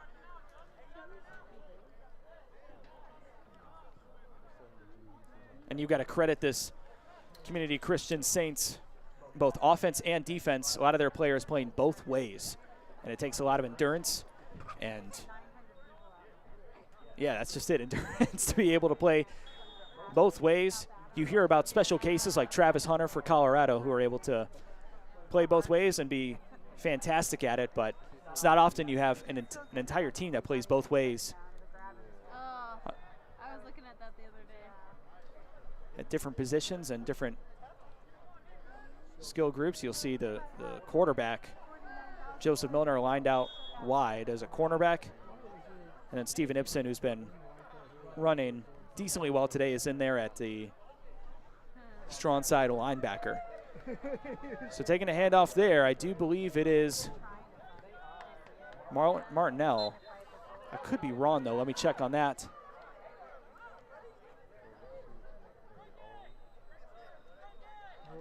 It is Martinell. So he receives a snap, runs to the near side of the field. Blocking helps him get about 5 yards on that one. They have a third down marker. I do believe it's second down.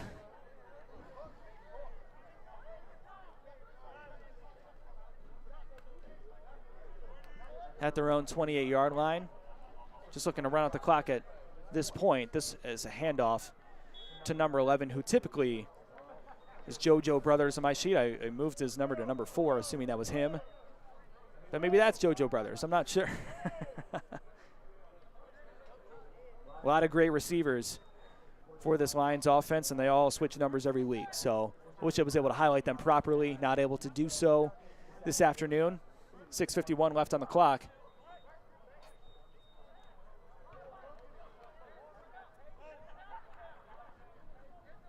Martinell back in the gun.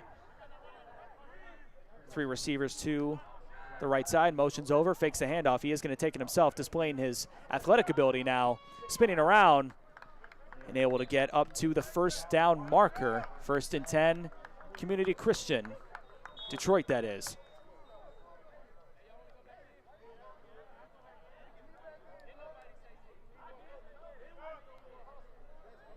.32 is the score line here. The Lions have not scored at all in the second half. Did a lot of damage in the first half, though. Specifically the first quarter. It was probably their best quarter they've played all season. Martinell handing off. Receiving that one. Number 32, I believe that's. I don't know who it is. I wish I could make up names and all that kind of stuff, but I try my best to get all the names right, all the accuracies as correct as possible to give you guys the best viewing experiences, and for the families and friends listening at home to have their son or their brother, their best friend be called out on the broadcast in a way that is accurate. Martinell, ooh, what a huge hit. And I believe that is going to be called targeting. Martinell was laid out on the ground immediately, able to get back on his own feet. Thank the Lord. That was number 2, Orion Williams, who led with the crown of his helmet. It was a targeting play. He is going to be ejected from the game, no doubt about it.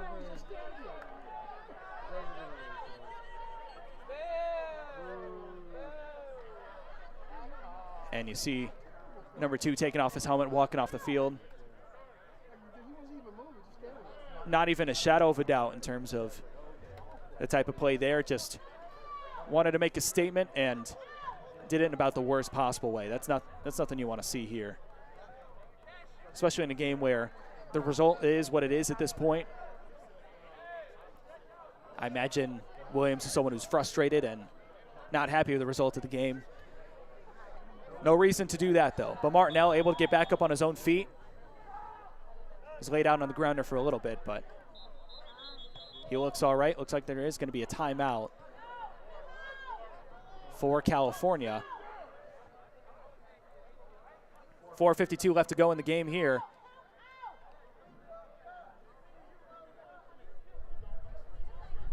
And the coaches are checking with Martinell to make sure that he is good to go.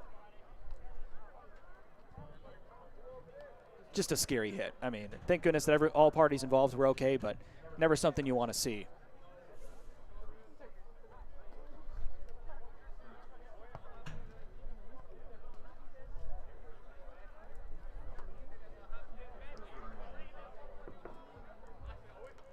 First edition of the Holy War between Community Christian, Detroit, and California. The only Community Christian branches that have legitimate NJCAA athletics. There's other Community Christian branches around the United States. They operate as prep schools. Detroit will play the Georgia branch next month in Atlanta. And so this will be an ongoing series between the two teams. Next year, Detroit will travel to California to play their team based in Redlands, California. Is it Redlands? Redlands? I'm not sure. No, it's on the, I think, the northeast side of Los Angeles, if I remember correctly. Martinell still in the game. Has a receiver deep down the field. Able to complete that pass. Gets it all the way up to the 10. Fantastic work. Number 81, not on my roster. But excellent stuff there.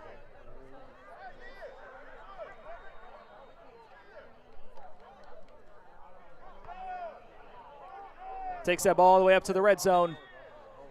And with 4:25 left to go here in the game, the Lions are going to look to make a stamp and get one last score before the clock hits 0.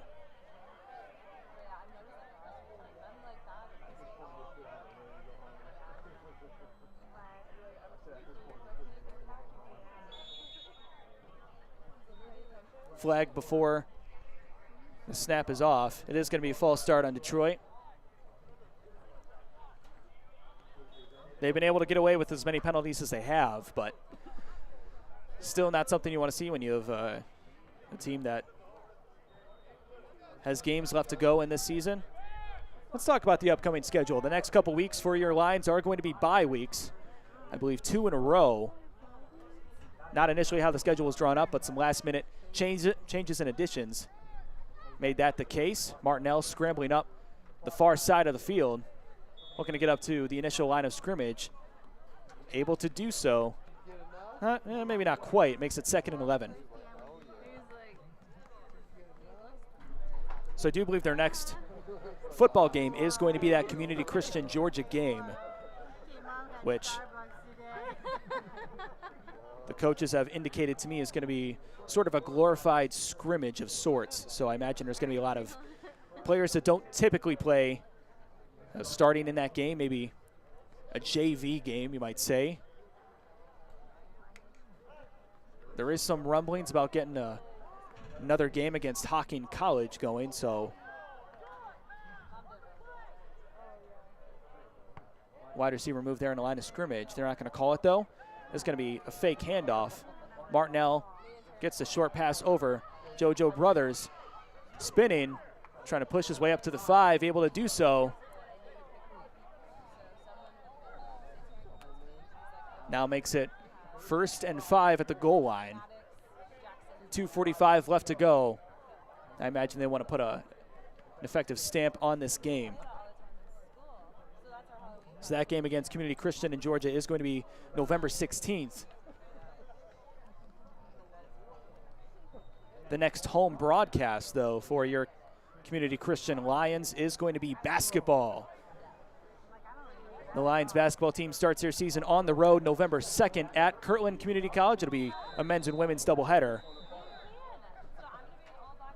Looks like there's some sort of whistle on the field. There's going to be a timeout. It's their second timeout of the game. Not sure who took it, to be honest with you. They're going to call a 2-minute warning.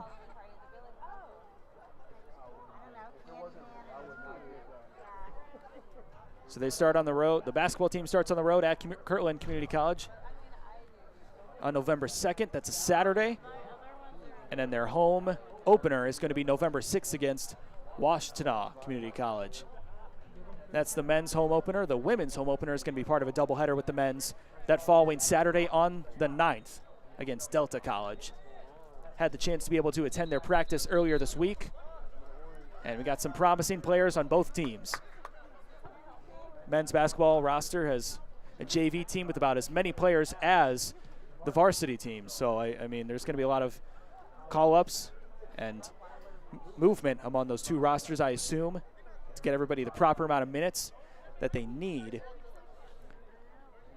New head coach Kendall Lewis was going to be, not Kendall Lewis.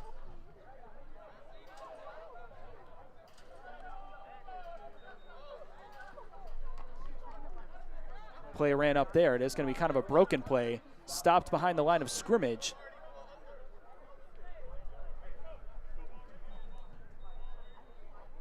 Makes it 4th down and long. Kendall English, excuse me. Apologies, Coach, if you're watching. I'm sorry I forgot. I knew your first name, though. That should count for something. Kendall English, new head coach. Had a brief conversation with him while the guys were practicing. I said, how many wins were we going to have this season? He said 30. They play 30 games in its entirety.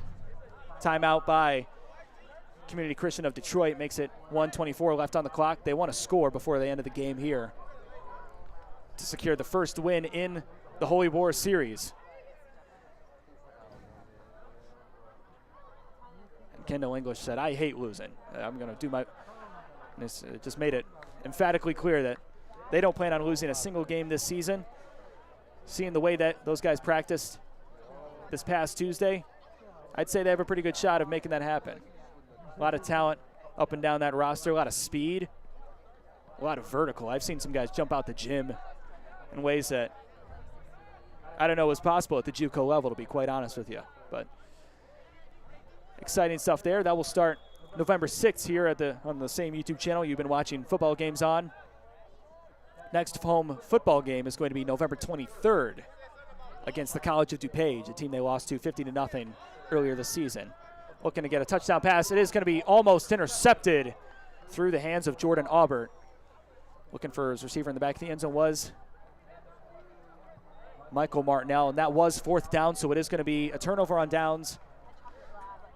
And the Saints are going to get the ball with just a little over a minute to work with. The clock is running, though. So if they do their huddle offense like they have been all game, they're just going to get one play off, and that'll be the end of it.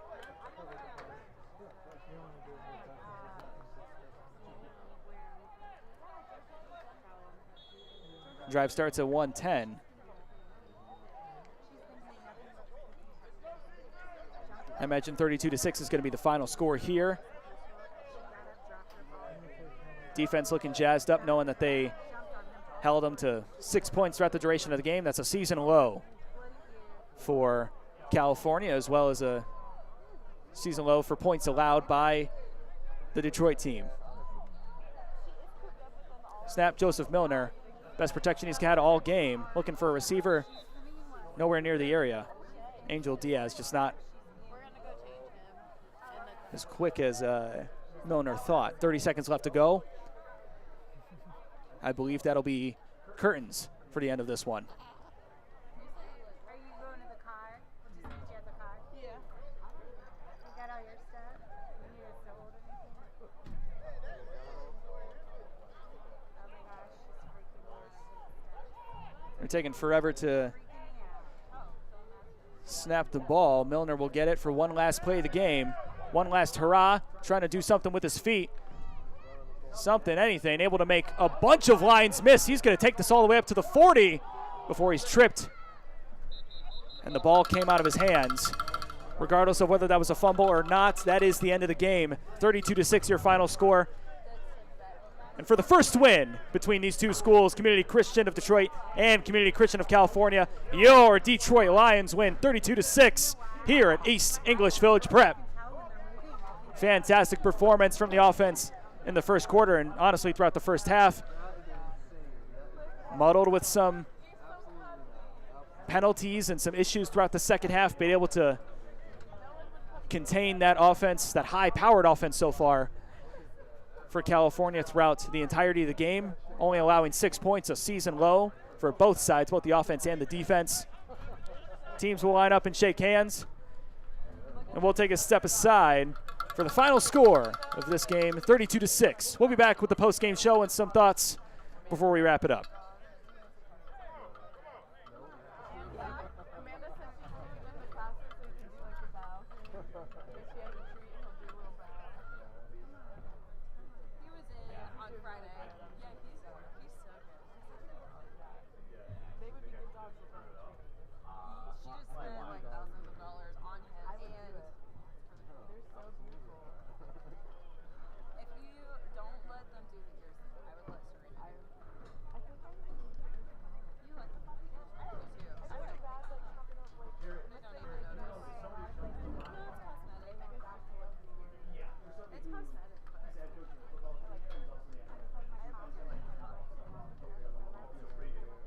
It's cosmetic.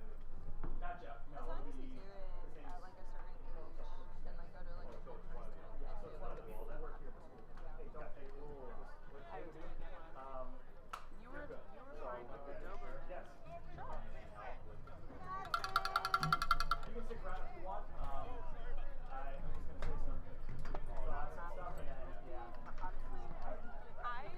they are, they have deep eyes. And they're not such a united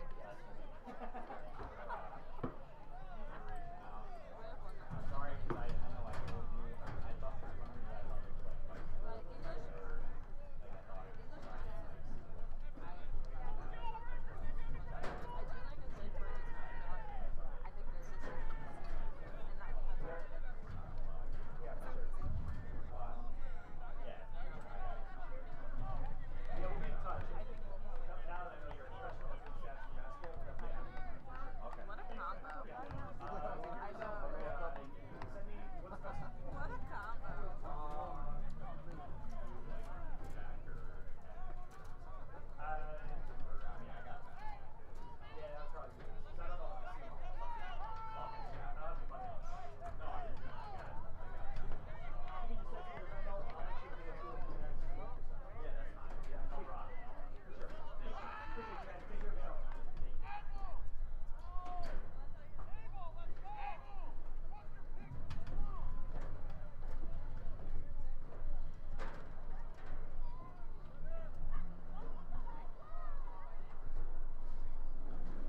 Welcome to the post-game show now for CCC Detroit winning 32-6 over Community Christian of California.